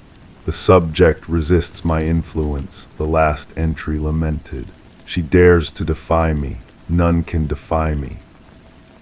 Forensic teams combed through the hidden passages, unearthing fingerprints that eluded identification in any known database. An intricate network of tunnels snaked through the building's structure, connecting multiple apartments but culminating in observation points concealed within Sarah's abode. Interviews with current residents revealed nothing amiss, while former tenants shared unsettling accounts of feeling watched or hearing unexplained disturbances. A pattern emerged as the investigation delved deeper, linking the inexplicable occurrences to a man named Edward, a recluse who had resided in Sarah's apartment before her. The breakthrough arrived with the discovery of microscopic blood traces in one of the crawl spaces, leading to the identification of Martin Weaver, a missing former resident. Martin's abrupt disappearance coincided with his confrontation with Edward, who had vanished without a trace soon after, leaving a trail of enigmatic disappearances in his wake. As the truth unraveled, a chilling portrait of Edward emerged, a solitary figure fixated on silence, weaving a web of hidden passages and secret observations. The hunt for Edward led investigators to a desolate cabin, adorned with eerie relics of his twisted obsession, images of his unwitting subjects, maps of building structures, and journals chronicling his sinister pursuits. Amidst the macabre discoveries, a harrowing realization dawned: the victims of Edward's malevolent designs numbered far more than initially suspected. As the darkness of his deeds unfurled, Detective Morris revisited Sarah's building, only to find a cryptic note hinting at a new hiding place and an impending encounter. The race to locate Sarah intensified, but her apartment stood vacant, a chilling silence enveloping the once familiar space. A message etched in steam on a mirror beckoned the investigators to gaze upward, unveiling a sinister truth. The ceiling panel above the shower had been tampered with, a gateway to the unknown. Edward, now known as Edward Mercer, eluded capture, leaving behind a trail of terror and unanswered questions. His expertise in construction had enabled the creation of his clandestine realm, a realm that ensnared unsuspecting souls in its malevolent grasp. As the search for Sarah continued across state lines, a grim reminder lingered: the echo of footsteps in the night, the unseen watcher in the shadows, and the unsettling knowledge that some secrets are buried deeper than the grave. Detective Morris, haunted by the phantom sounds that echoed in the stillness of his own home, pondered the unsettling truth beyond the veil of normalcy. Who else might be listening, waiting, and watching in the darkness? Story 12. The apartment had sat empty, shrouded in silence for what felt like an eternity. When the new tenant stepped across the threshold, a sense of unease lingered in the air, a whisper of things unseen. Dust danced in the dim light, settling on forgotten corners and abandoned memories. One door, stubborn and unyielding, caught their attention. A closet, its secrets locked away, hidden from prying eyes. The landlord, with a heavy sigh, forced the door open, revealing a world frozen in time. Not old coats or discarded trinkets, but something far more unsettling.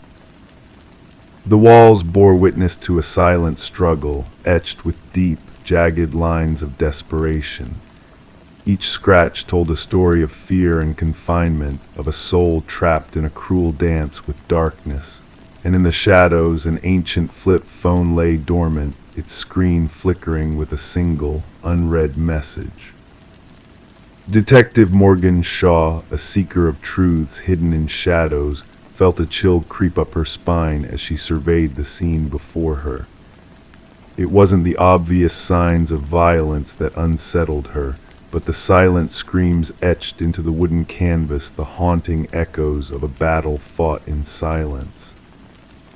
"We need forensics now," she murmured to her partner, Officer Reed, who diligently captured each scratch with his camera. As the pieces of the puzzle began to fall into place, a sense of foreboding settled over the room like a shroud. The message on the phone, a cryptic whisper from the past, lingered in the air like a ghostly echo. "I know what you did." The landlord, a man with nervous hands and evasive eyes, spoke of a tenant who vanished into the night, leaving behind unpaid rent and unanswered questions. Forensics unraveled a tangled web of secrets embedded in the wall's blood samples intertwined with the whispers of the past. One familiar, belonging to Emma Caldwell, a young woman who had vanished without a trace. The other, a specter from the grave, a ghostly presence that defied logic. Shaw's mind raced as she delved deeper into Emma's world, piecing together fragments of a life interrupted. A phone silent, a bed untouched, a presence looming in the shadows. The puzzle began to take shape, revealing a tapestry of darkness woven with threads of obsession and control. Surveillance footage whispered secrets in the night, capturing fleeting glimpses of a man in the shadows, a figure shrouded in mystery, his intentions veiled in darkness. As the pieces fell into place, a sinister truth emerged from the depths of the unknown. "He faked his death," Shaw whispered, her voice heavy with realization. The missing pieces of the puzzle led to a remote property, a place where nightmares took form and innocence withered in the darkness. Behind closed doors, a prisoner of the past awaited liberation, her eyes haunted by the specter of her captor. Lynette Porter, a ghost from the past, whispered of shadows and suffering, of a darkness that threatened to consume her soul. The truth unfurled like a dark flower, revealing the twisted mind of a predator who thrived on fear and despair. The manhunt unfolded like a macabre dance, leading Shaw and her team on a trail of darkness and deception. Mercer's facade crumbled, revealing a monster hidden in plain sight, a predator who wore the mask of a man. At the trial, as the verdict was delivered, a sense of closure settled over the room like a heavy shroud. Mercer's smile, a chilling echo of his twisted logic, sent shivers down the spines of those who bore witness to his downfall. As the judge pronounced the sentence, a ripple of finality echoed through the room, a whisper of justice served. And in the shadows where darkness once reigned, a sliver of light pierced through, illuminating the path to redemption. The closet door, a silent sentinel of past horrors, hung in Shaw's office, a reminder of the fragile line between darkness and light, between despair and hope. And as she gazed upon its weathered surface, she knew that some mysteries were meant to be uncovered, some secrets destined to be brought into the light. Story 13: The Enigmatic Reflection. She swiped away the mist, gazing at her reflection in the mirror. Everything seemed normal: her face, her attire. Yet a sense of unease crept in. A flicker caught in the corner of her eye, a movement not of her own making. When she turned away, her reflection remained motionless, watching. Thus began the enigma of Rebecca Thorne, unfolding in the quiet shadows of her bathroom, setting the stage for a mystery that would baffle investigators and haunt a community for years to come. Rebecca resided in a modest apartment nestled in a serene suburban enclave, her solitary existence veiled in routine and precision.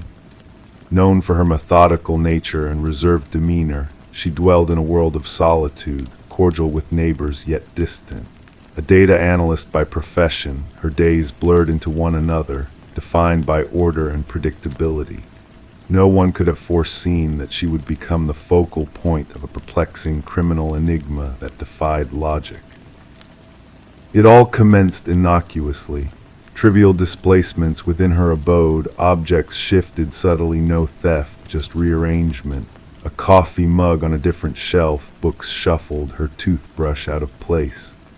She attributed these peculiarities to fatigue, the consequence of prolonged hours spent poring over spreadsheets under harsh fluorescent glare.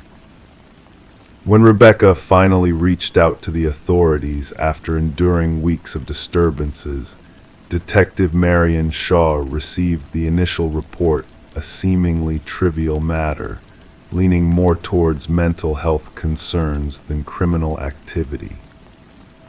The enigma deepened when the bathroom mirror incident unfolded. During her subsequent interaction with the police, Rebecca recounted in vivid detail how her reflection appeared to move independently, a silent watcher even in solitude. This time, she possessed evidence: a security camera trained on her front door. The footage unveiled a chilling revelation that sent shivers down even the most seasoned officers' spines.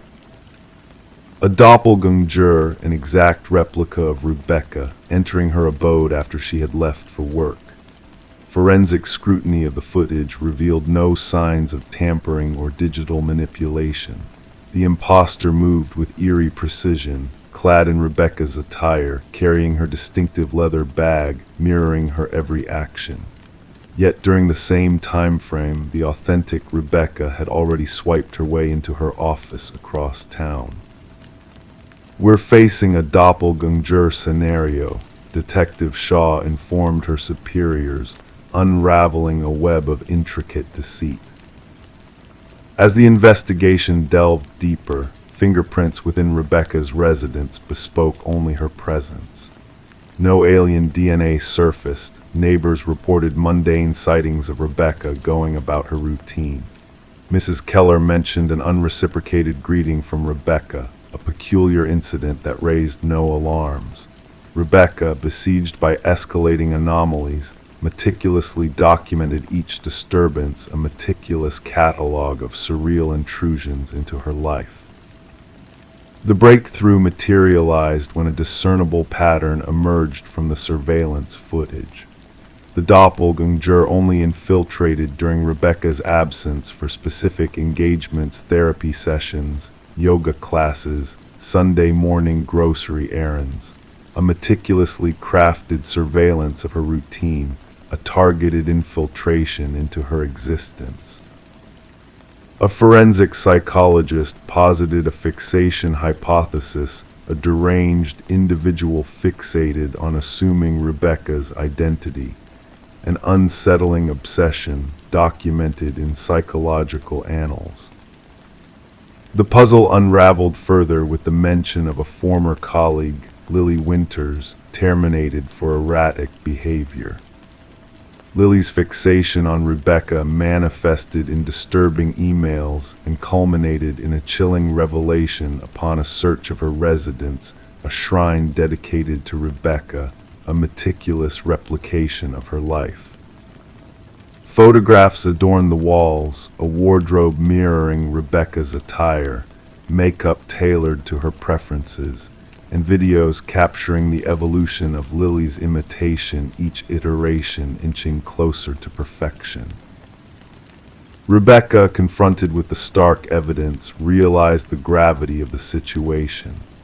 Lily wasn't merely mimicking her, she was erasing her existence, seeking to supplant her entirely.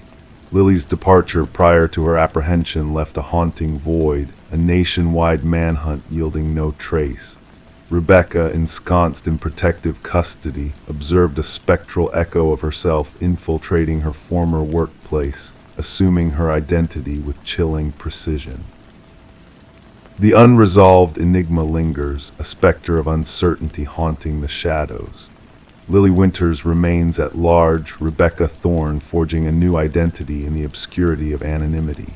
Detective Shaw, guardian of their intertwined fates, scrutinizes a photograph of two eerily similar women, a reminder of the fragility of identity. The true horror, she imparts to her protégés, lies not in imitation, but in the relentless pursuit of erasure. Identity, a fragile tapestry we safeguard, vulnerable to those who covet it beyond reason. In the face of theft, we grasp its worth. 314. The village always skirted around the house on the edge of the woods. It stood solitary, its windows veiled in darkness, its porch bowing under the weight of time. No one laid claim to it. No one could recall its origins. Yet when a band of wanderers strayed too near, they stumbled upon an enigma names etched into the wooden siding, carved deep like omens. At the end of the list, crisp and untouched, was a name unfamiliar to all, until a whisper quivered through the group, "That's mine." The call arrived under the cloak of night. Dispatch logged it as a routine trespassing complaint. The voice on the line belonged to Mason Wright, the leader of the group who stumbled upon his name etched into the forsaken dwelling. The responding officers anticipated mere mischief, a prank amongst companions. However, what awaited them defied logic. Detective Sarah Keller arrived as nightfall draped the forest in shadows. Her flashlight's beam pierced the darkness, revealing the aged visage of the structure. The names, 27 in total, marched vertically down the eastern wall. Some had faded with time, nearly vanishing against the weathered wood. Others remained sharp, as though freshly carved. And at the base, Mason Wright, the incision still bearing traces of new sawdust. "I've never set foot here before," Mason asserted, his words swirling into mist in the frigid air. "I can't fathom how anyone would know my name." The inquiry commenced with background checks on each name inscribed. The findings sent shivers down the spines of the detective team. Each name belonged to an individual reported missing over the past 4 decades. Some cases had turned cold, others remained active. Yet all shared a chilling commonality: the individuals vanished while hiking solo. Forensic experts photographed each carving, documenting the varying depths, techniques, and weathered patterns. The eldest name, Rebecca Hansen, aligned with a missing persons case from 37 years prior. The records recounted a young woman who ventured into these woods and never returned. Search parties unearthed naught but a lone hiking boot beside a stream. Detective Keller delved into Mason's background extensively. His narrative held steady. He bore no ties to the area beyond this trek with 4 college comrades. They had selected the trail at random, guided by an online suggestion. Nothing in his history linked him to any of the other names etched on the wall. The focus shifted to Mason's companions. Emily Chen, the group's photographer, furnished images captured during their hike. Upon scrutinizing the photographs, analysts spied something unsettling: a blurred figure lurking in the backdrop of 3 separate shots. The silhouette resembled a tall, slender man, perpetually obscured by trees. "We never encountered another soul on the trail," Emily declared. "We'd have remembered." Detective Keller sanctioned a search of the house's interior. The edifice appeared deserted, dust cloaked every surface, furniture lay fractured and scattered. Yet in the cellar, officers unearthed a disturbing tableau. Personal effects belonging to the missing hikers sat arranged neatly on wooden shelves. Watches, backpacks, cameras, wallets, each tagged with a name matching those outside on the wall. Technicians meticulously cataloged every item. Beneath ultraviolet light, bloodstains materialized on the concrete floor, years of marks someone had endeavored to cleanse. Ground-penetrating radar unveiled no buried bodies beneath the house, yet cadaver dogs signaled repeatedly near the rear of the property where the forest thickened. As the probe deepened, Detective Keller observed peculiar conduct from Mason Wright. He began recounting uncanny episodes, whispers beyond his apartment, footprints in fresh snow leading to his doorstep but not away, figures observing from the street. The department stationed an officer for his protection, yet Mason spiraled into paranoia. The breakthrough materialized when researchers stumbled upon land deeds concealed in county archives.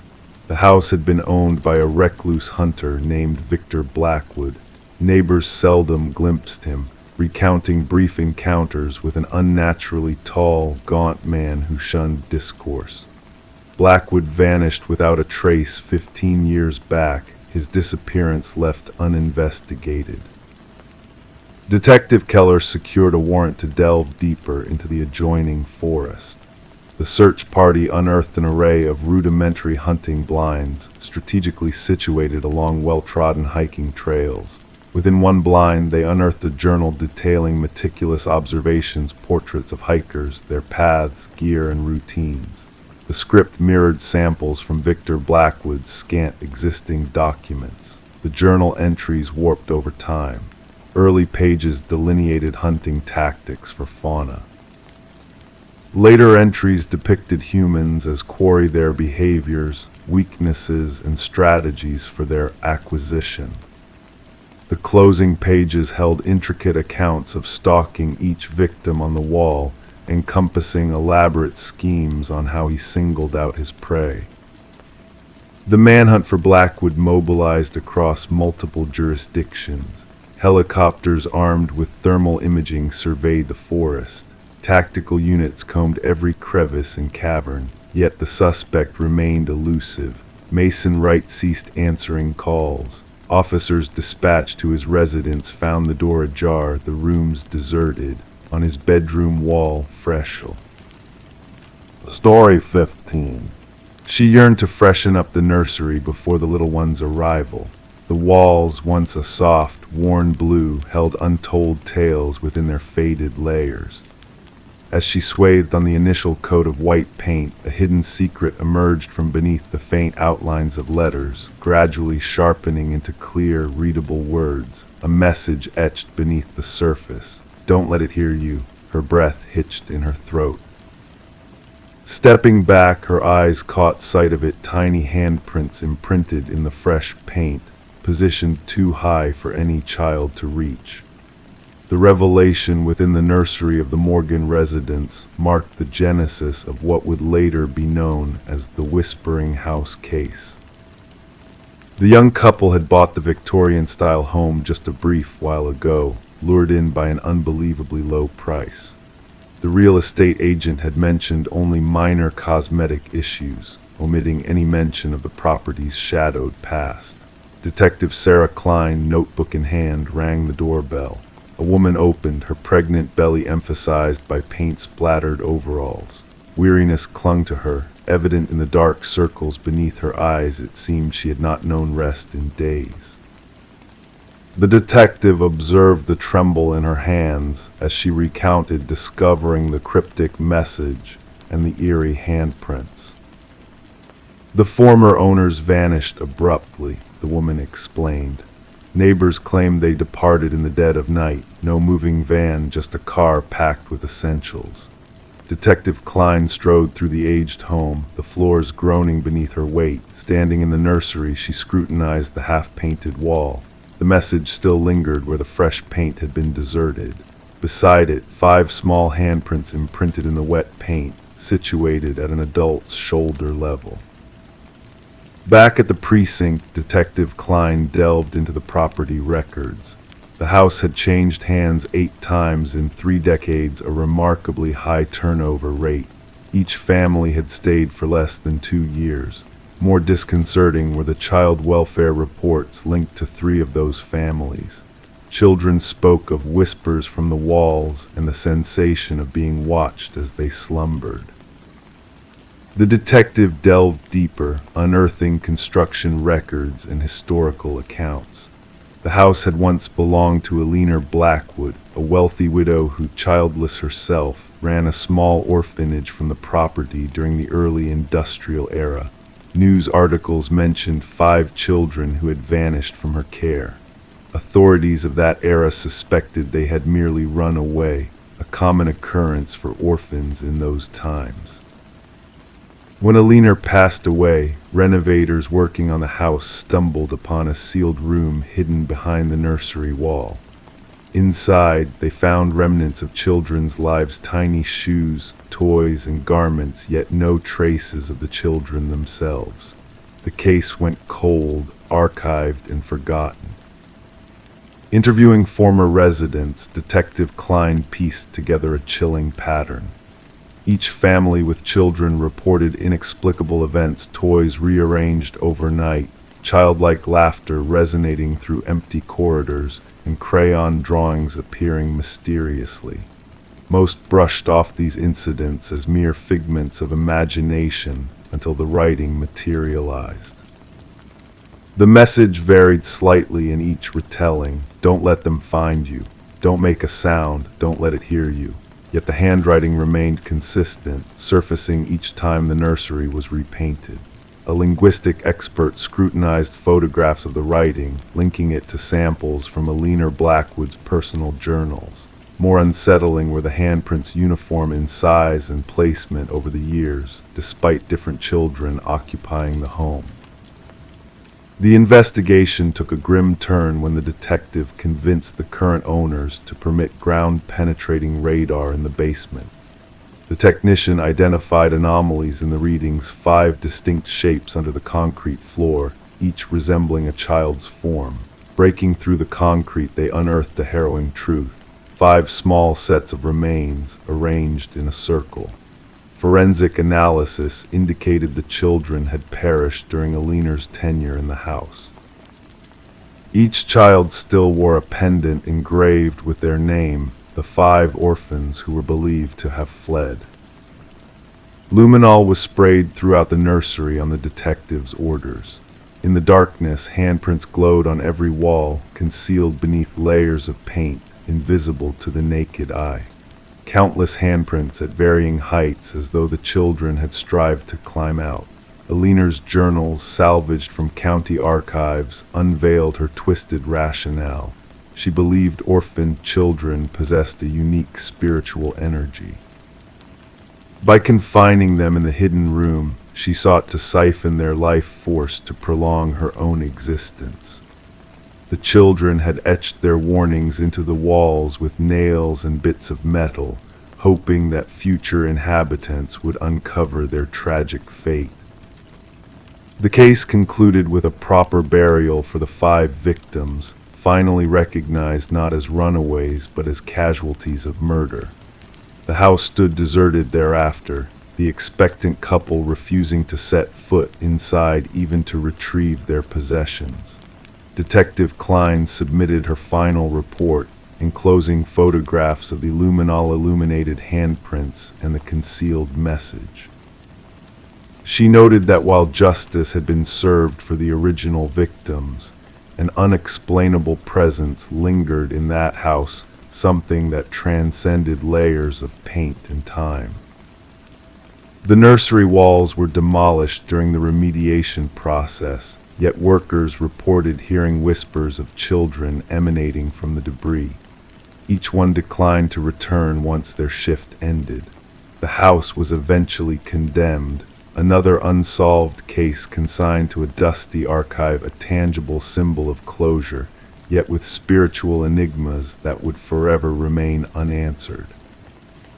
The detective retained a single photograph from the investigation, 5 luminous handprints glowing in the darkness, a haunting echo that some atrocities leave imprints that fresh paint cannot conceal.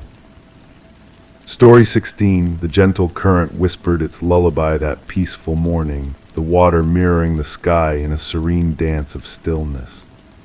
The fisherman's boat glided effortlessly, almost as if being guided by the hand of a slumbering giant beneath the glassy surface. His eyes, heavy with the weight of dawn, almost missed the peculiar sight, a suitcase, bobbing gently near the shore, as if reluctant to reveal its secrets. Approaching cautiously, the fisherman's curiosity stirred as he noticed the rusted chains embracing the case, as if trying to keep its contents hidden from prying eyes. With each step closer, a faint scent lingered in the air, a haunting perfume of decay and secrets long kept. The authorities were summoned, their faces etched with concern as they pried open the case that held more than just forgotten belongings. Amidst the chains and shadows, they found her hair dark as midnight, fingers frozen in a silent plea, a note nestled at the bottom like a chilling afterthought. "This isn't the first." Detective Sarah Mercer arrived at the scene, her presence a whisper of authority against the backdrop of the grim discovery. The victim, Catherine Walsh, lay still, her form a canvas painted by the river's cruel brushstrokes. The medical examiner's meticulous movements painted a picture of finality, each detail captured in a silent elegy before the body was gently carried away, leaving only ripples in the water to mark her passing. But it wasn't the method of disposal that haunted Mercer, it was the care, the precision with which the victim had been prepared, as if for a macabre exhibition. Catherine Walsh, a name now spoken in hushed tones, a real estate agent known for her skill in selling dreams of opulence. Divorced, solitary, her life a tapestry of ambition and solitude. Her disappearance, a jarring absence in the symphony of her routine, noted only when she failed to appear at a crucial showing that promised the pinnacle of her success. In the quiet of her home, investigators found echoes of a life meticulously ordered, every corner polished, every surface untouched by the chaos of existence. Yet a drawer slightly ajar unveiled a hidden truth, a leather-bound journal, its pages whispering of unseen eyes and a presence that lingered in the shadows.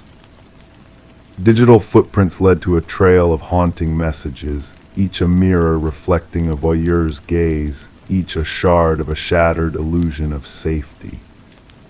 Detective Mercer felt the pieces of the puzzle shifting, aligning to reveal a pattern, a ritual of observation, a dance of obsession that led to this tragic end.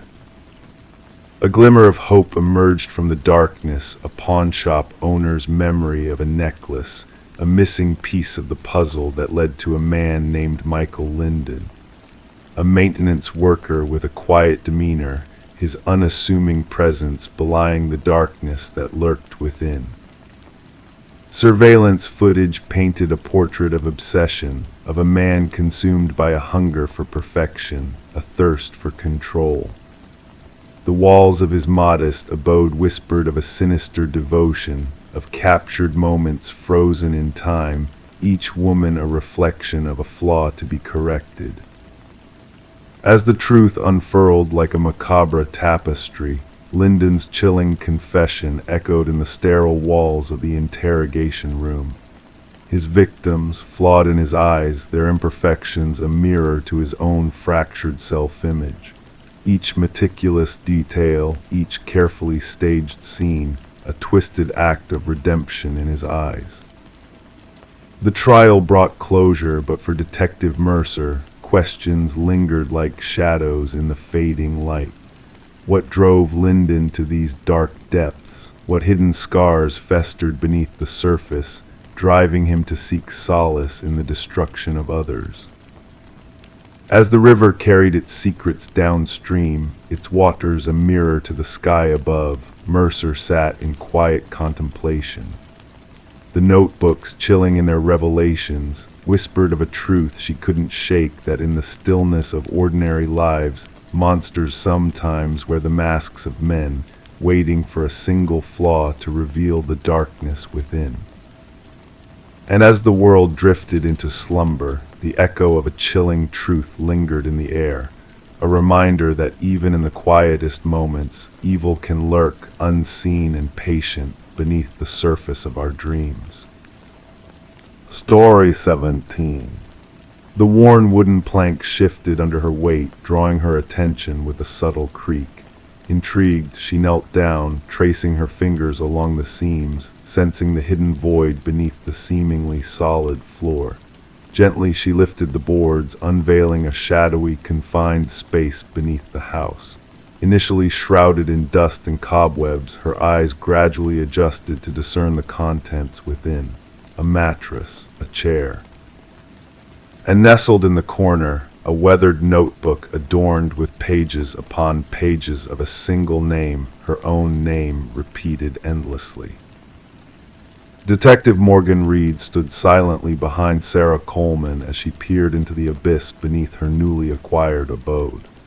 The fear flickering in Sarah's eyes hinted at a deeper disturbance beyond merely stumbling upon a hidden room.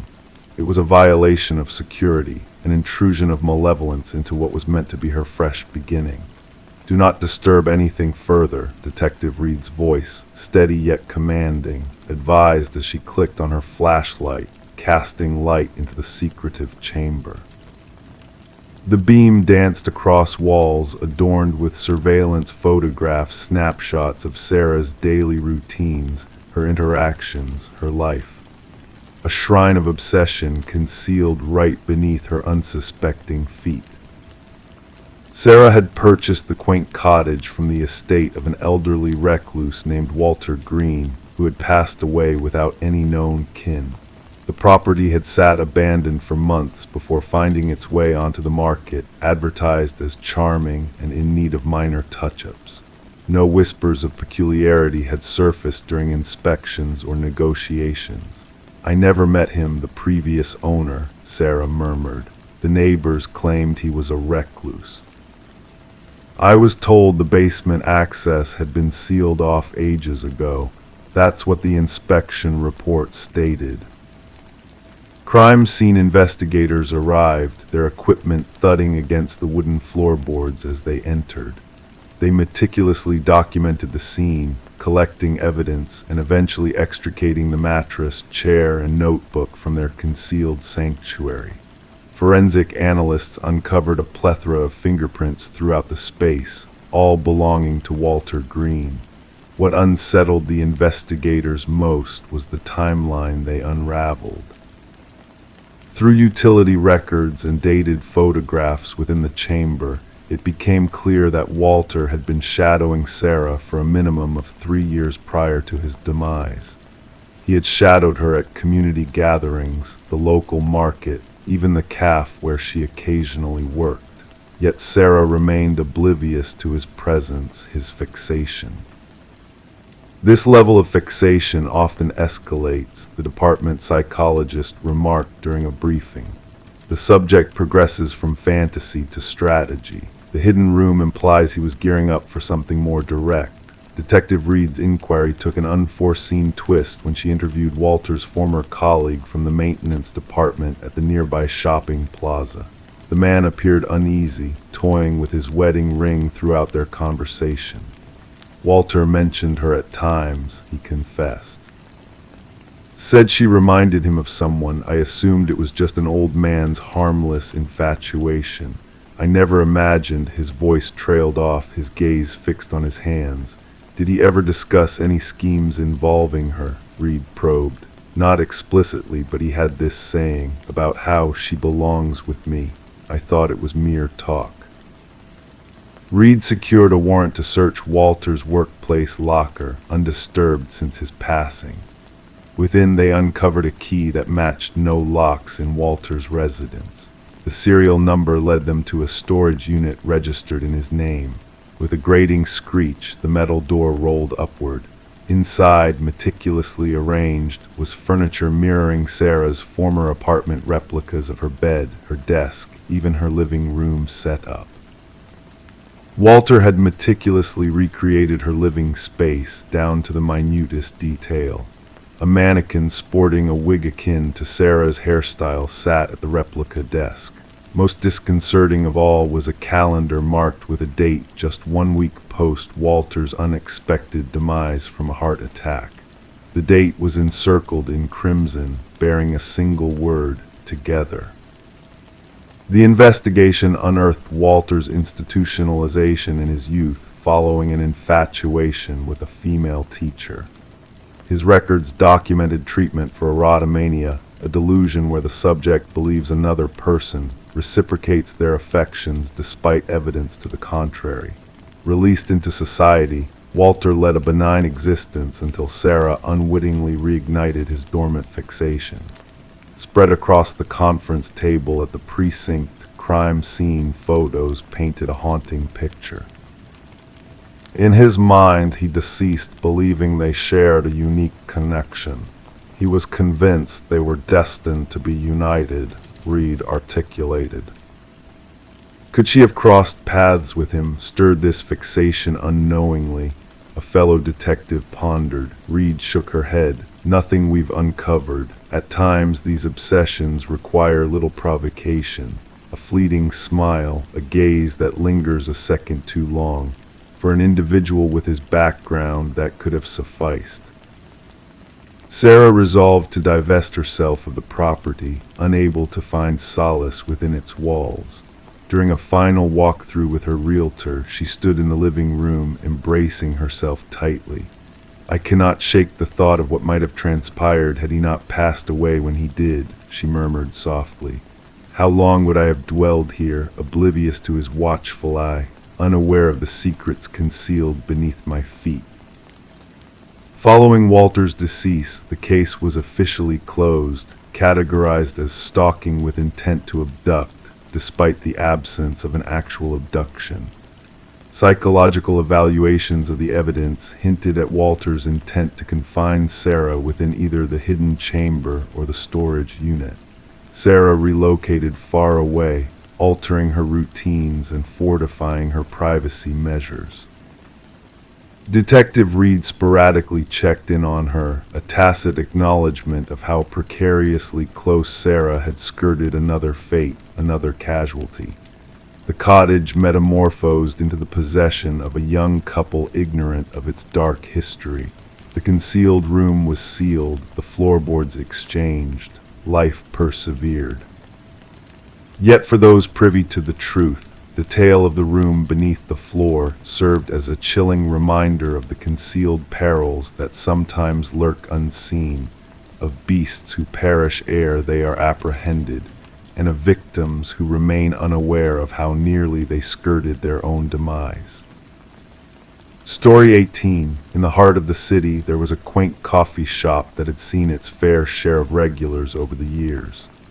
Among them was a man whose presence was as constant as the aroma of freshly brewed coffee, always at the same table, always with the same order, always shrouded in a veil of quiet mystery. The barista knew him by sight, but to everyone else he was a nameless enigma, a ghostly figure blending into the background of everyday life. Then one day the man failed to make his usual appearance. Concerned whispers fluttered through the shop like autumn leaves in the wind.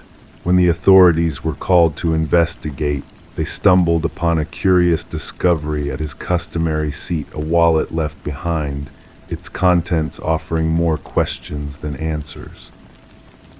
Inside the wallet lay a driver's license with a face that seemed vaguely familiar, yet no name, no address, only an eerie void where his identity should have resided. The enigma deepened when the security footage revealed a perplexing truth. He had entered the shop, he had taken his seat, but he had never departed. Detective Sarah Mercer, a woman of keen intuition and unwavering determination, found herself drawn into the enigmatic case of the man known only as John Doe. As she pored over the surveillance footage, a chill crept down her spine, for the figure of John appeared utterly ordinary, blending seamlessly into the fabric of the bustling coffee shop. "Play it again," she instructed the tech specialist, her voice a soft echo in the sterile room. The footage unfurled like a silent film, capturing John's routine with meticulous detail. The way he ordered his black coffee, the way he retreated to his secluded corner, the way he vanished into thin air, all of it defied logic and reason. As Mercer delved deeper into the mystery, she uncovered a trail of inexplicable clues that led her down a rabbit hole of uncertainty. The wallet with its blank slate of personal information, the cryptic notebook filled with inscrutable codes and enigmatic sketches, the antique mirror that seemed to hold secrets beyond the realm of comprehension. Each piece of the puzzle whispered of a reality beyond the tangible, a world where boundaries blurred and time itself danced to an enigmatic tune. Mercer's investigation unfurled like a delicate tapestry, weaving together threads of the inexplicable and the extraordinary. In her quest for answers, Mercer stumbled upon a revelation that transcended the boundaries of conventional understanding. The mirror, an ancient relic with a history steeped in shadows, held the key to unlocking a truth that defied the laws of nature. It was a gateway, a threshold between worlds, where the boundaries of reality bent and swayed like reeds in a gentle breeze. As the tendrils of the mystery tightened their grip, Mercer found herself standing on the precipice of a revelation that would forever alter her perception of the world. The man known as John Doe, his existence a mere whisper in the tapestry of reality, was more than he appeared to be. He was a traveler between worlds, a ghost in the machine of existence. In the twilight hours of her investigation, Mercer uncovered a truth that sent shivers down her spine. John Doe, or rather Daniel Weston, was a brilliant mind lost to the currents of time and space. A physicist whose experiments had ruptured the fabric of reality, propelling him into a realm where the rules of existence no longer applied. The final act of the enigmatic drama unfolded in a flurry of revelations and shattered illusions. Mercer, standing on the threshold of understanding, beheld a vision that transcended the limits of her imagination. Two versions of Daniel Weston existing in tandem, their reflections merging and diverging in a mesmerizing dance of duality. And then, in a moment that echoed through the corridors of eternity, the mirror shattered, its fragments scattered like stardust upon the floor. A final missive, etched in the familiar hand of Weston, spoke of closure and warning, of windows closing and doors sealing shut. The case of the man who didn't exist faded into the annals of unsolved mysteries, a whispered tale that lingered in the shadows of memory. The coffee shop, a silent witness to the enigma, closed its doors, its secrets buried beneath the rubble of progress. And as for Detective Mercer, her journey took an unexpected turn, leading her down a path of introspection and revelation. A notebook clutched in her hands, its pages filled with cryptic symbols and enigmatic musings, she sat in quiet contemplation, her gaze fixed on a fragment of an antique mirror that shimmered with echoes of a world beyond. Story 19. The aged apartment exuded a sense of history, its time-worn walls whispering tales of days long past. The heating system groaned in protest, the old pipes rattling with each shudder. It was all part of the building's character, or so she reassured herself. But one night, as she lay in bed, a sound drifted through the vents, barely audible yet undeniably present. It wasn't the typical hum of distant conversations or household activities. It was a whisper, soft and insistent, calling out her name into the stillness of the night. Intrigued and unsettled, she crept closer, pressing her ear against the cool metal grate. A rush of icy air brushed against her skin, and then almost teasingly, the voice spoke again, "I know you can hear me." Her heart quickened as the words hung in the air, laden with an eerie familiarity that sent shivers down her spine. Detective Morgan Shaw stood in the center of the vacant apartment, a silent sentinel amidst the bustling activity of the forensics team. Cameras clicked and flashed, capturing every detail of the scene before her.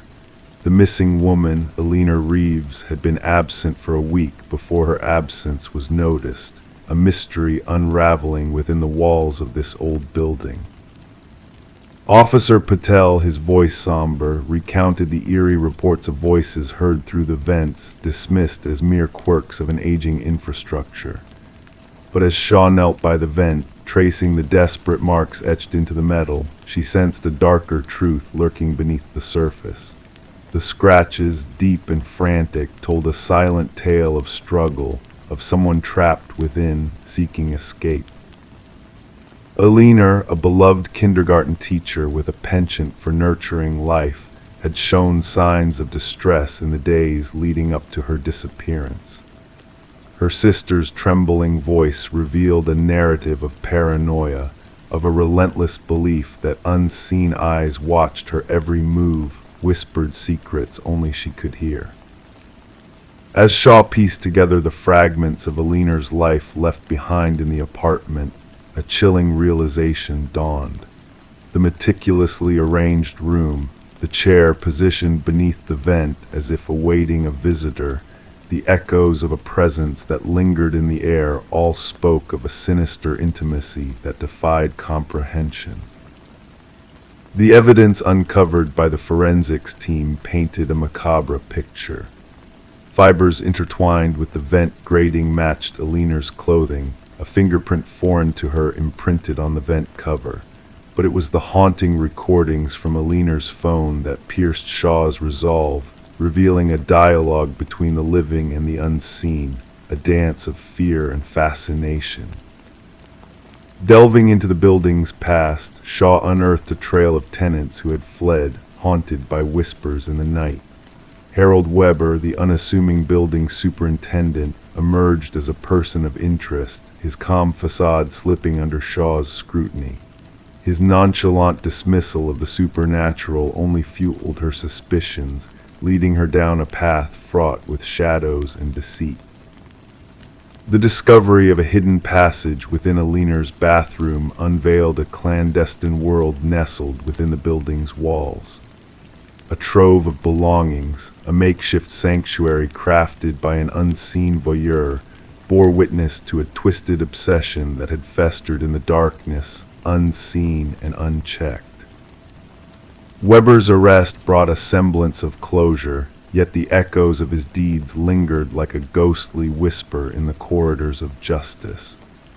His meticulously catalogued recordings, his chilling confessions of communion with the building itself, painted a portrait of a man consumed by his delusions, a predator veiled in the guise of a caretaker.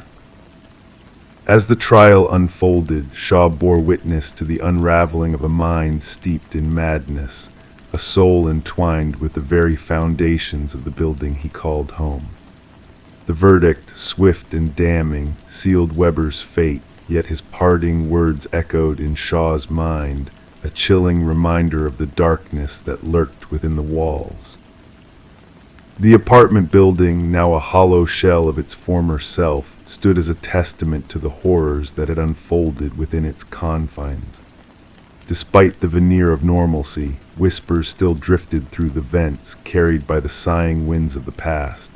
The new residents, unaware of the shadows that dwelled in the corners, sought solace in the mundane explanations for the strange sounds that haunted their nights. The heating system groaned, the pipes rattled, a symphony of echoes that masked the secrets buried in the building's bones. It was nothing unusual, or so they whispered to themselves as the night descended, and the whispers of the past drifted through the walls, a haunting lullaby that lulled them to sleep, unaware of the darkness that lingered just beyond their reach. Story 20: The Enigmatic Victorian. She entered the abandoned Victorian, the dust dancing in the still air around her. The house stood frozen in time, with peeling walls and furniture cloaked in ghostly sheets. Each step she took felt like a journey into a past that refused to let go except for one peculiar detail. The doors. Every door she opened led her back to the same room, trapping her in an endless loop. No matter the handle she turned or the path she chose, she always found herself back in the parlor. The way she came in was the only way out, but when she turned to leave, the front door had vanished into thin air. The discovery of Morgan Pierce's lifeless form turned the abandoned Victorian from a forgotten relic to a crime scene shrouded in mystery. Detective Sarah Lind lingered at the threshold, observing as forensic experts moved silently through the dim interior like phantoms. The house had garnered a reputation among the locals, a place where compasses spun wildly, where whispers of unseen eyes watching lingered in the air. Now it held secrets far darker than mere urban legends. The initial assessment indicates she passed about 3 days ago, the medical examiner murmured, his voice barely audible. The cause of death appears to be asphyxiation. Morgan had been discovered seated in an antique chair in the parlor, her gaze fixed on the entrance as if awaiting a visitor. Her expression serene, hands folded gracefully in her lap. No signs of struggle, no marks of resistance. The scene exuded a stillness that sent shivers down the spines of seasoned investigators. "Who stumbled upon the body?" Lind inquired, scanning her notes. "A real estate agent showing the property to potential buyers," her partner replied. They entered, spotted her presence, mistaking her for a trespasser until they drew closer. The house had remained uninhabited since the passing of its previous owner, Eleanor Blackwood, nearly 5 years prior. Legal disputes had left the property in a state of abandonment, unclaimed, unsold, and largely forsaken, except by vandals and thrill seekers. Morgan Pierce, a 26-year-old graduate student delving into architectural anomalies for her thesis, had a fascination with spaces that defied conventional design. Described by friends as meticulous, driven, and captivated by the enigmatic, the abandoned Victorian, with its reputation for disorienting visitors, had undoubtedly beckoned to her curious spirit. Her roommate reported her missing 2 days ago, Lind remarked. Morgan had mentioned visiting the house where people get lost for her research. The investigation unveiled Morgan's repeated visits to the house in the weeks leading up to her demise. Her journal entries chronicled peculiar acoustics, sudden chills, and doors that seemed to open into different realms with each turn of the handle. In her final entry, she spoke of bringing specialized equipment to document what she termed spatial anomalies. Yet, this equipment was nowhere to be found. The autopsy uncovered an unexpected detailed traces of a rare alkaloid in Morgan's system, derived from a plant utilized in certain shamanic rituals. While the substance could induce disorientation and vivid visions, the levels in her body were not lethal. She wasn't one to dabble in recreational substances, her boyfriend asserted during questioning. Morgan was meticulous in her research methods. Deliberately altering her perception was not in her nature. Digital forensic analysis unearthed fragments of erased messages on Morgan's phone. Dialogues with an individual who shared her intrigue for the house, someone who professed to grasp its enigmas. The exchanges grew increasingly intimate and cryptic. The house retains memories of its past, read one message. It yearns for someone to comprehend. The trail of the investigation led to Adam Reeves, an architectural historian who had corresponded with Morgan.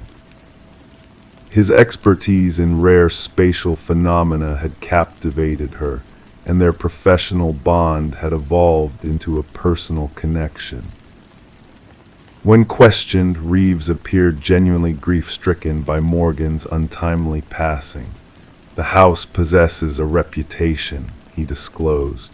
The original architect wove optical illusions and deceptive perspectives into its design. It was crafted to bewilder and disorient. Morgan believed there was a deeper truth to it, something beyond mere trickery of the eye. However, Reeves had a solid alibi for the presumed time of Morgan's demise, with security footage placing him at a university symposium miles away. A breakthrough emerged from an unexpected source: Alina Blackwood's grandson, now residing overseas. Upon contact by investigators, he divulged a long-guarded family secret. "My grandmother wasn't the sole Blackwood to perish in that house," he revealed. "There were others, always discovered in the parlor, always appearing at peace. The family referred to it as the claiming." He provided investigators with decades-old journals detailing deaths initially attributed to natural causes like heart failure or strokes. The recurring pattern was evident: individuals who spent prolonged periods within the house eventually succumbed to what the family cryptically labeled the influence. A secondary sweep of the property unveiled a concealed compartment behind the parlor's fireplace. Within it, investigators unearthed Morgan's missing equipment and a peculiar assembly. An alcove housing artifacts from diverse indigenous cultures, meticulously arranged in a precise geometric configuration. At its center rested a carved figurine, its features worn smooth by generations of touch. Analysis identified the figurine as representing a deity linked to liminal spaces, thresholds between worlds. Traces of the alkaloid found in Morgan's system were detected on the artifacts. The case took a somber turn when dust pattern forensics within the house indicated the presence of another individual at the time of Morgan's passing. Partial fingerprints, unrelated to Morgan or any known visitors, were retrieved from doorknobs scattered throughout the dwelling. 3 weeks into the inquiry, Adam Reeves was discovered deceased in his residence. Mirroring Morgan's posture, he sat facing the entrance, an expression of tranquility adorning his features, with the same alkaloid present in his system. Clutched in his hand was a key that fit no lock in his abode, but seamlessly matched the hidden compartment in the Victorian. In his final correspondence, sent to himself as if preserving a testament, Reeves inscribed, "The house doesn't ensnare you physically, it ensnares your perception. Morgan was correct, the doors laid where they always have, but something convinces you that you're wandering in circles. Once you grasp the truth, you can depart at will, yet by then you no longer desire to. The case remains open officially, classified as suspicious deaths under scrutiny." The Victorian has since been condemned, its access restricted by authorities. Nonetheless, whispers persist of lights flickering within on certain evenings, and of visitors who vanish without a trace. Some locals argue that the house claims those who delve too deeply into its mysteries. Others speculate that Morgan and Reeves unearthed something ancient and potent, residing in the interstices between conventional reality. The truth remains as elusive as an exit in a house where all doors lead back to the commencement. Story 21: The Realtor's Secret. The property listing had made no mention of a basement. The blueprints held no clues to its existence. Yet, as the family unraveled the old carpet, they uncovered a hidden door, its handle heavy and rusted. It took 3 of them to pry it open, revealing a staircase descending into darkness. The air that greeted them was stale, thick with the scent of damp earth. Expecting a storage space, they were met with a chilling sight: a solitary chair beneath a swaying light bulb, and on the wall behind it, a row of photographs of them, captured from within the confines of their own home. The Mercer family had moved into the suburban property during the harsh winter, seeking character and history in the two-story structure with faded siding and creaking floors. Little did they know the depth of history within those walls and how violently it would collide with their present. Detective Sarah Connors arrived at the scene with her partner, the crime scene unit already at work securing the perimeter with fluttering yellow tape. Mrs. Mercer's voice trembled as she recounted the discovery beneath their living room floor. Connors wasted no time instructing the team to document everything before venturing further. The basement, small and dimly lit, held a single chair bolted to the floor beneath a swaying bulb that cast eerie shadows. But it was the wall of photographs that held their gaze: images of the Mercers in their most intimate moments, arranged in chilling chronological order. Investigations yielded no signs of forced entry or theft. Privacy had been invaded, safety shattered. Fingerprints of past owners lingered in the space, a silent testament to the house's dark secrets. As they delved deeper, the house's unsettling history unraveled. Blueprints altered, permits withdrawn, inspections redacted. The contractor who had renovated the house years ago denied the existence of the basement, his fear palpable. Digital forensics uncovered a hidden memory card with hundreds more images of past families. Audio recordings revealed conversations held within the walls, unseen microphones capturing every word. A narrow passage behind the photographs led to a monitoring station, a chilling setup of cameras, and a journal filled with detailed observations of each family. The journal's author, Edward Kelvin, the house's original builder, had vanished without a trace. Kelvin, found curled in a crawl space, spoke of the families as mere subjects in his private theater. He believed they had willingly become his, signing unseen contracts of ownership. The families fled, leaving behind their possessions as the trial exposed Kelvin's elaborate surveillance network. The house, demolished, held a legacy of violated privacy and haunting memories. In quiet moments, the families still wonder if they were truly alone, if the walls that once contained them now held unseen eyes and ears. The house may be gone, but its secrets linger, a reminder of the darkness that can hide beneath the surface of even the most ordinary homes.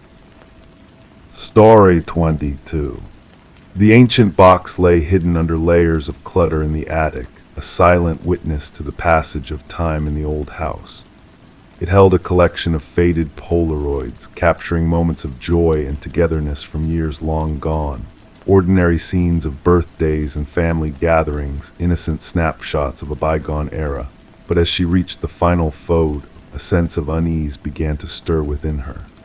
The image depicted her very own living room with familiar furniture and drapes. Yet the family portrayed in the photograph was unfamiliar, their smiles frozen in time. And there, lurking in the shadows of the hallway, a figure stood watching a man whose presence sent a shiver down her spine. Rebecca's fingers trembled as she studied the eerie photograph, a subtle vibration running through the edges of the Polaroid. The family in the image, a woman with honey blonde hair, a man with thick glasses, and two children, seemed oblivious to the looming danger behind them. The happiness frozen on their faces contrasted sharply with the ominous figure lingering just out of sight. Struggling to shake off the feeling of being watched, Rebecca descended the creaking wooden stairs, the weight of the house pressing down on her like a heavy cloak. Placing the enigmatic photo on the cold kitchen counter, she scrutinized it under the harsh glare of the fluorescent light. The uncanny resemblance between her home and the setting of the photograph was undeniable. The archway, the molding, the bay window all mirrored in haunting detail. How could this be her house, yet occupied by strangers from the past? The mystery deepened as Detective Morgan arrived, his weathered leather jacket a testament to years of investigating the unknown. With eyes that missed nothing, he examined the photograph with a methodical gaze, his gloved hand tracing the edges of the Polaroid. The Nelsons, the previous owners of this house, what do you know about them? His voice rumbled low, probing for answers. Rebecca confessed her limited knowledge, the Nelsons having relocated out of state before she moved in. Accepting the photograph as potential evidence, Detective Morgan set out to unravel the enigma shrouding the unsettling image. The investigation unfolded quietly, revealing a pattern of families who had inhabited the house before disappearing without a trace. The Nelsons had acquired the property from the Crawfords, who had in turn followed a line of transient occupants. A breakthrough came when a former mail carrier identified the family in the photograph as the Sutherlands, a family that had vanished into thin air, leaving behind no clues to their sudden departure. Forensic analysis dated the photograph to 15 years prior, unveiling subtle clues that hinted at a staged setting. The eerie stillness of the subjects and the peculiar dust patterns in the air pointed to a calculated composition. But the looming question remained: who was the mysterious figure in the hallway, observing the unsuspecting family with intent gaze? Enhanced imaging shed light on the shadowy presence, revealing a tall male figure cloaked in darkness. His obscured face and rigid posture hinted at a sinister purpose, as if he held a rightful claim to the house. Detective Morgan uncovered a chilling history of families disappearing after precisely 1 year of residency, dating back decades.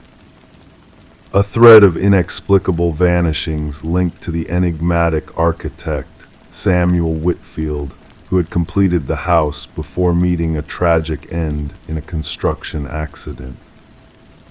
As the investigation delved deeper, the basement emerged as a chamber of secrets, concealing the preserved remains of all the missing families, including the Sutherlands. Among their belongings lay a camera identical to the one used to capture the haunting photographs.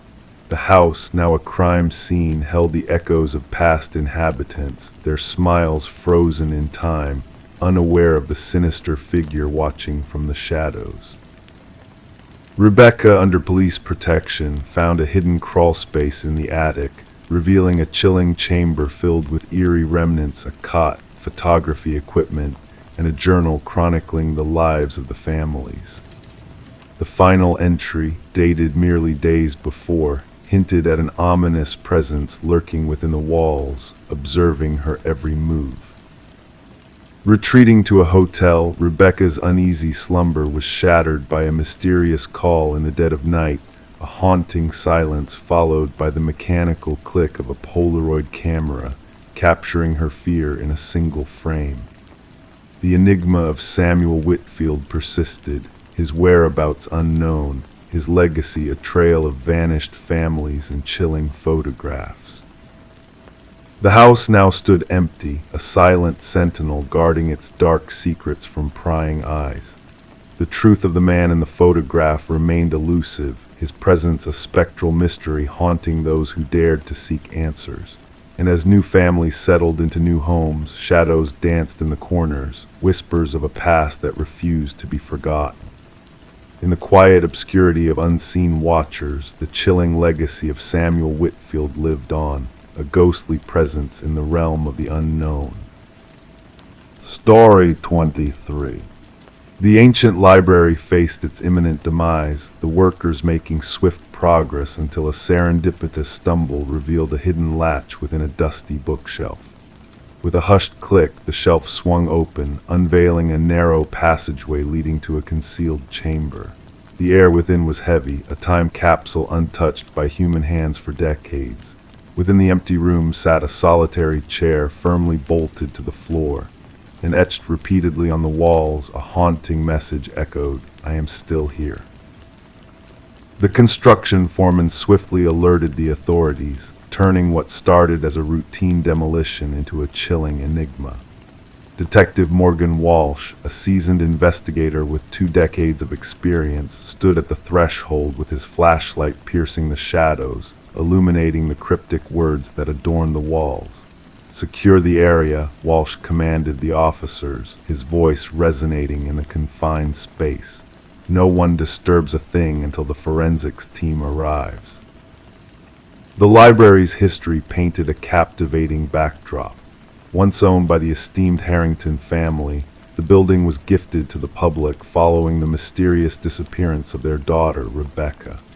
Vanishing during her final year of college, Rebecca left behind only an abandoned car near the woods, her fate a chilling enigma shrouded in uncertainty.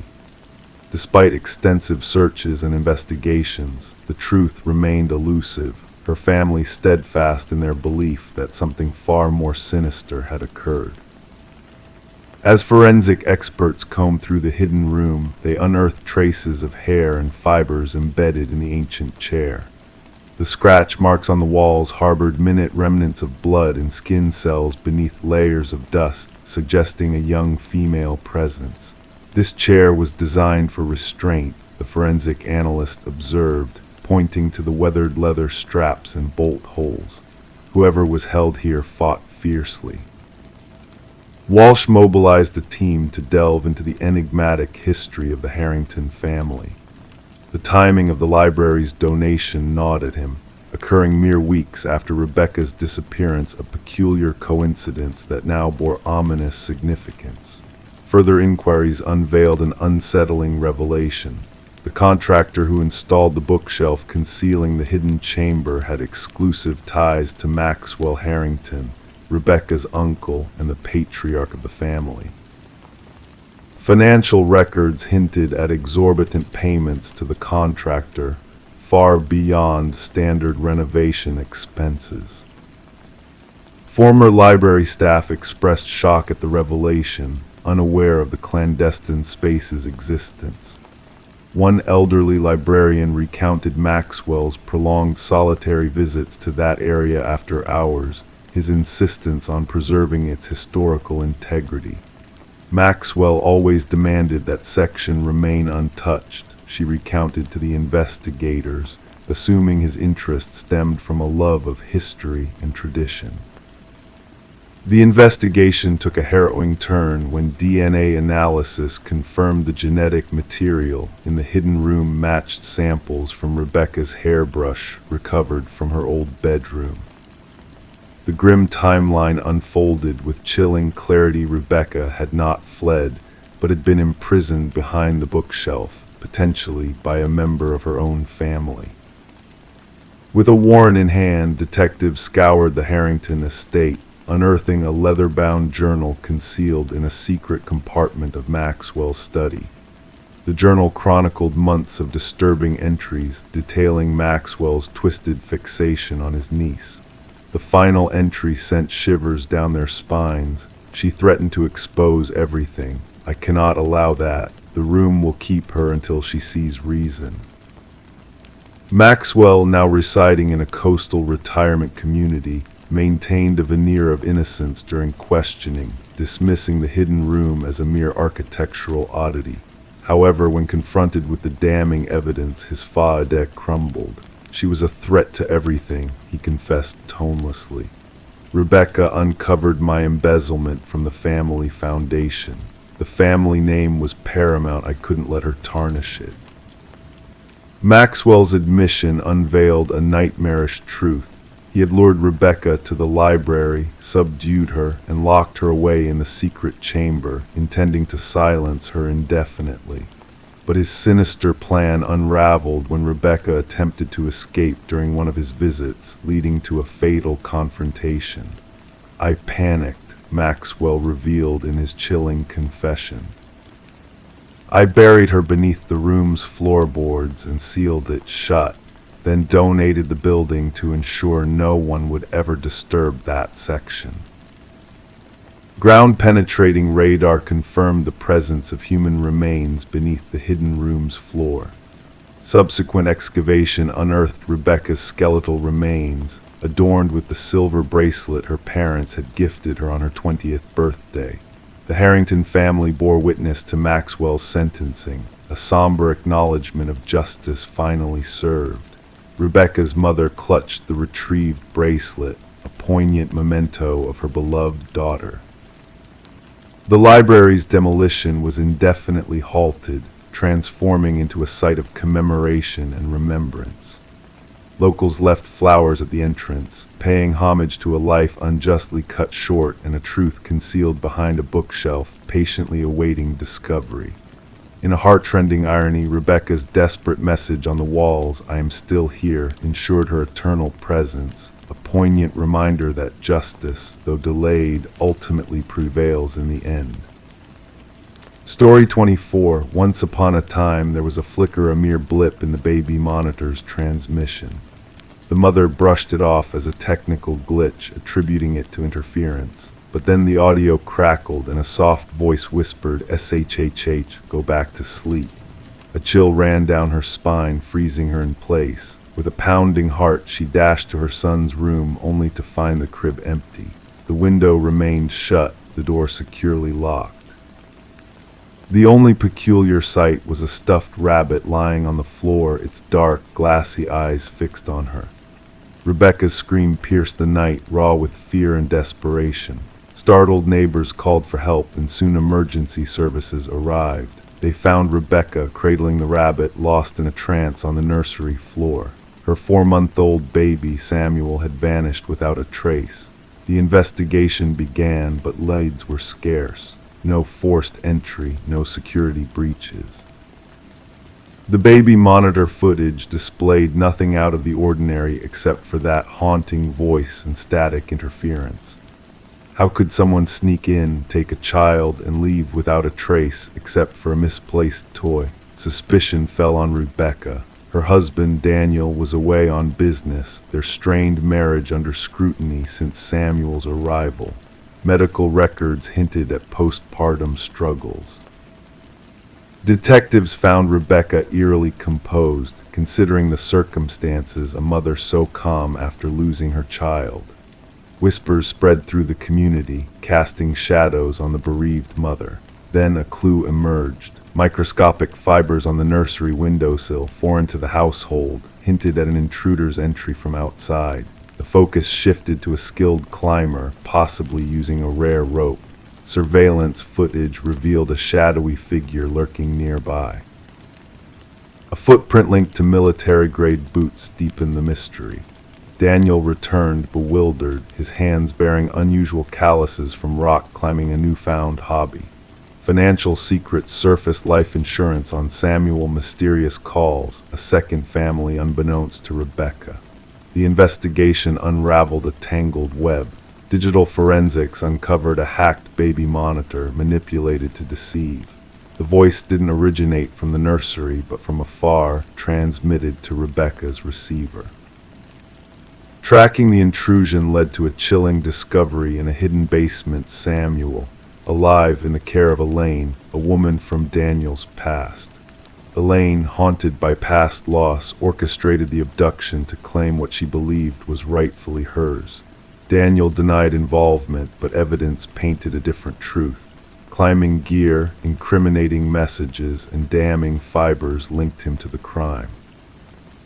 The trial unveiled a sinister plot, echoing through the enhanced baby monitor audio that captured Daniel's cough, a damning presence at the scene he professed ignorance of.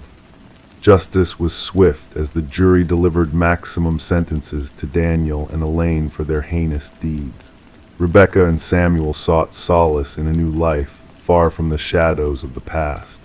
The case reshaped abduction investigations, prompting vigilance in nursery security nationwide. The monitor, a silent witness, held the untold story within its whispers, sealed away with the haunting rabbit in Rebecca's closet. The truth, though chilling, prevailed, reminding all that darkness can lurk even in the softest whispers of the night. Story 25, the mysterious package arrived without a return label or tracking number, just a damp cardboard box touched by the morning dew. It wasn't addressed to her, the name unfamiliar, but Sarah Miller's curiosity overcame her hesitation. Slowly she peeled back the tape, anticipating books or clothes, something ordinary. Yet nestled inside was a VHS tape with a single sticky note that read, "Watch alone."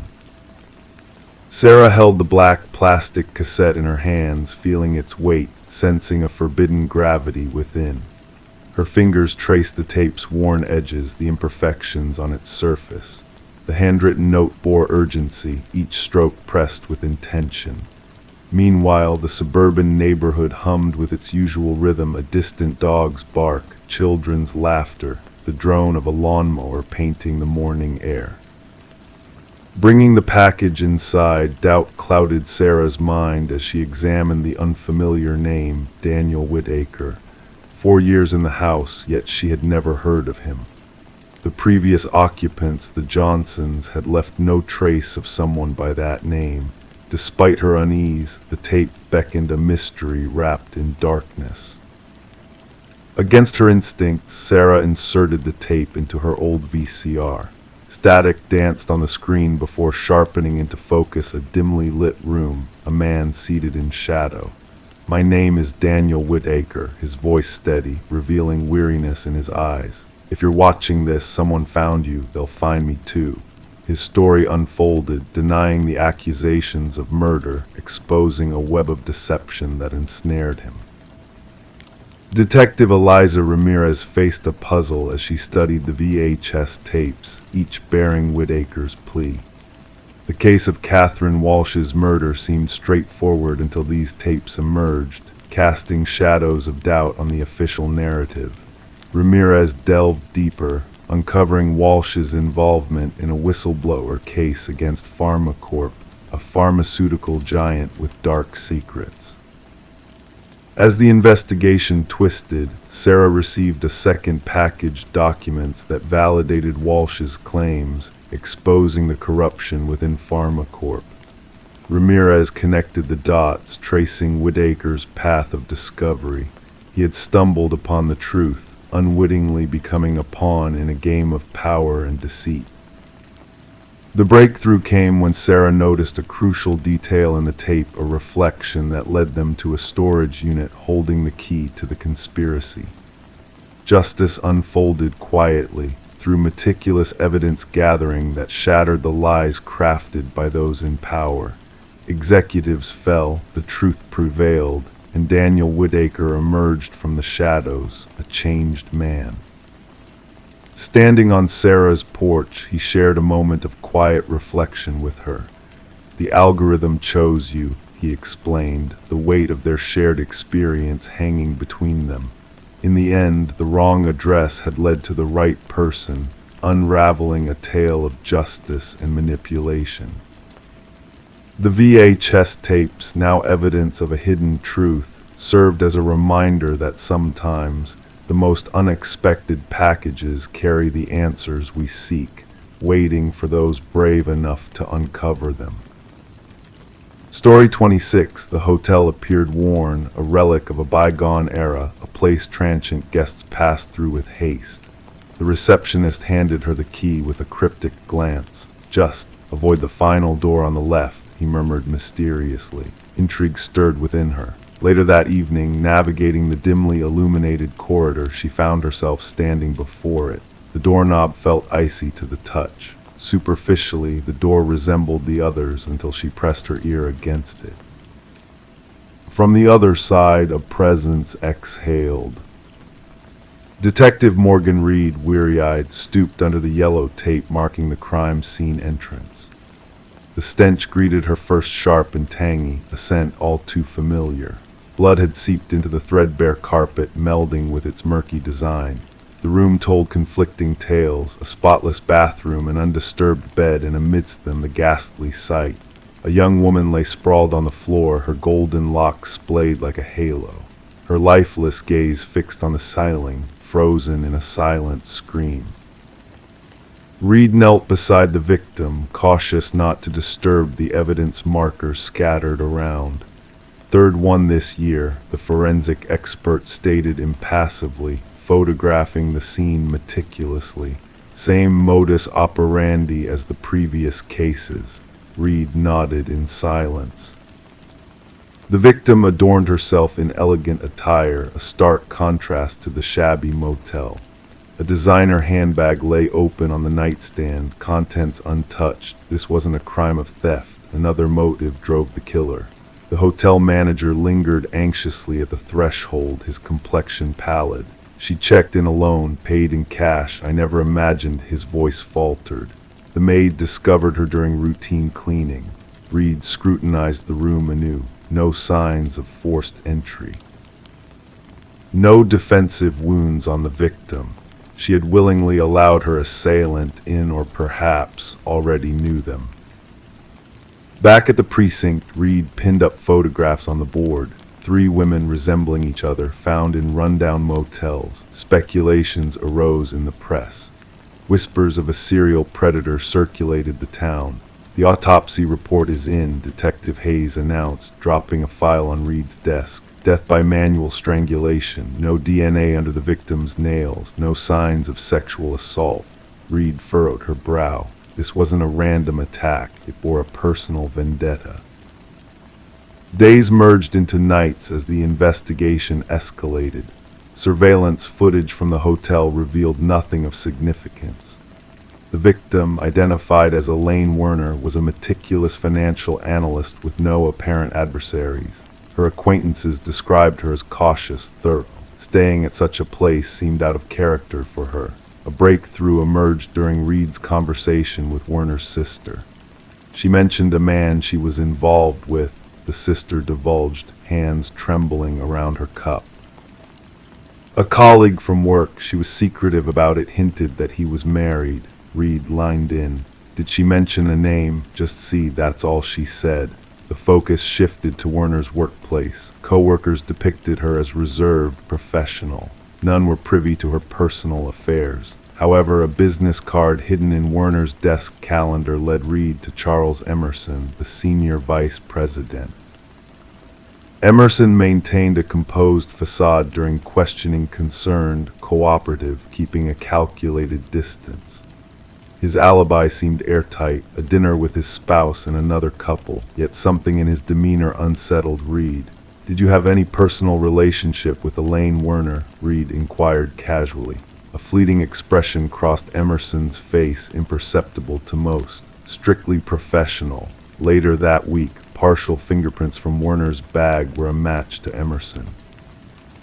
When confronted, his facade crumbled. We were involved, he confessed, but it was over. She threatened to expose me to my wife.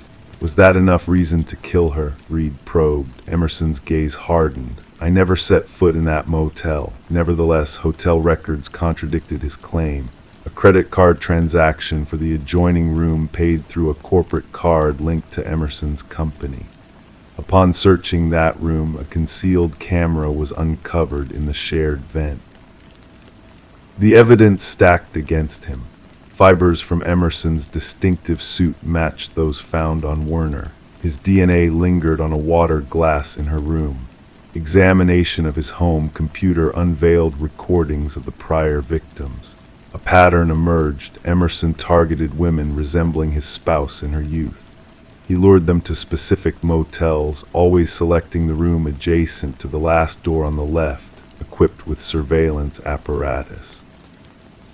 After recording their encounters, he returned to erase the evidence, the women themselves. In the interrogation room, Emerson's facade finally crumbled. They threatened to ruin everything, he whispered. My reputation, my marriage, my life. The trial unfolded swiftly yet dramatically. 3 families witnessed the dispensation of justice in the sterile courtroom. Emerson exhibited no remorse, maintaining the same blank countenance that had served him in the corporate realm. The judge sentenced him to lifelong incarceration. As officers escorted him away, Reed locked eyes with him. Fleetingly she glimpsed not humanity, but its void of deficiency where compassion should reside. The media dubbed it the door on the left case. Psychologists delved into Emerson's psyche. Enthusiasts of true crime analyzed every detail, yet for Reed the case lingered unresolved.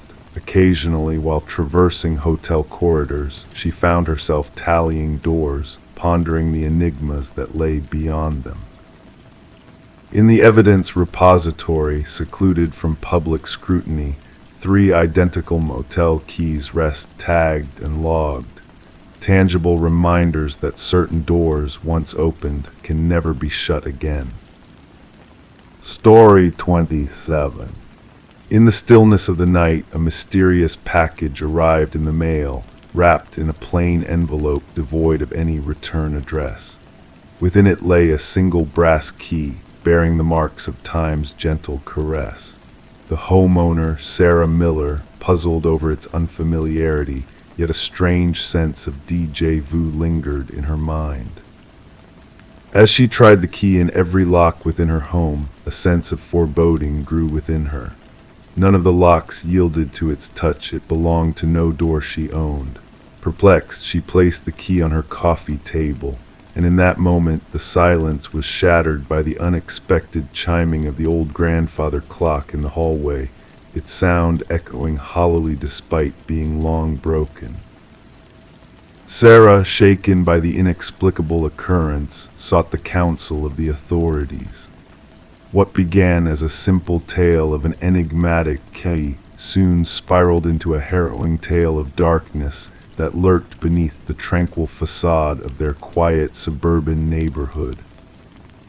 The responding officer, initially dismissive, suggested the key's arrival may have been a mere mistake, but Sarah's intuition whispered a different truth, a truth veiled in shadows, waiting to be unveiled. Reluctantly, the officer accepted the key as evidence, unknowingly setting in motion a chain of events that would shake the community to its core. When the case landed on the desk of Detective Robert Harmon, a seasoned investigator with a knack for unraveling the most insidious of mysteries, he couldn't shake off the unease the brass key exuded. Background checks on Sarah revealed a life lived in innocence, devoid of any hint of malice or deceit. Forensic analysis yielded no fingerprints on the key except for Sarah's own. The postmark on the envelope led to a dead end at the regional distribution center. The key, a common Schlage, bore no unique markers except for its worn appearance, hinting at years of use by an unknown hand. A breakthrough came when Detective Harmon decided to delve deeper into the key's intricate bidding pattern. A match was found in a cold case from years past, linking the key to a storage unit where horrors beyond comprehension had been unearthed, a grim tableau of blood-stained carpet, tools of cutting, and photographs of women whose identities remained a mystery. As the investigation unfurled, a chilling connection emerged. Harold Jenkins, a shadowy figure from the past, a man with a penchant for darkness, seemed to be the elusive puppeteer pulling the strings of this macabre performance. The hunt for Jenkins intensified, revealing a trail of evasions and secrets, leading to the discovery of a hidden room of keys with names etched upon them, a sinister catalog of lives intertwined with unspeakable fates. As the manhunt reached its climax, Jenkins met his end in a secluded tower, leaving behind a journal that chronicled his atrocities, a testament to the darkness that had lurked unnoticed in their midst. His final message to Sarah, a haunting reminder of the thin veil separating the ordinary from the monstrous. In the aftermath, the community grappled with the revelation of 32 lives lost to the shadows, their stories etched in tragedy. Sarah, forever changed by the brush with darkness, could never return to the home that had become a battleground of light and shadow. The keys, silent witnesses to unspeakable horrors, now rest in an evidence locker, a stark reminder of the fragility of safety and the need to remain vigilant against the darkness that lurks behind unassuming masks.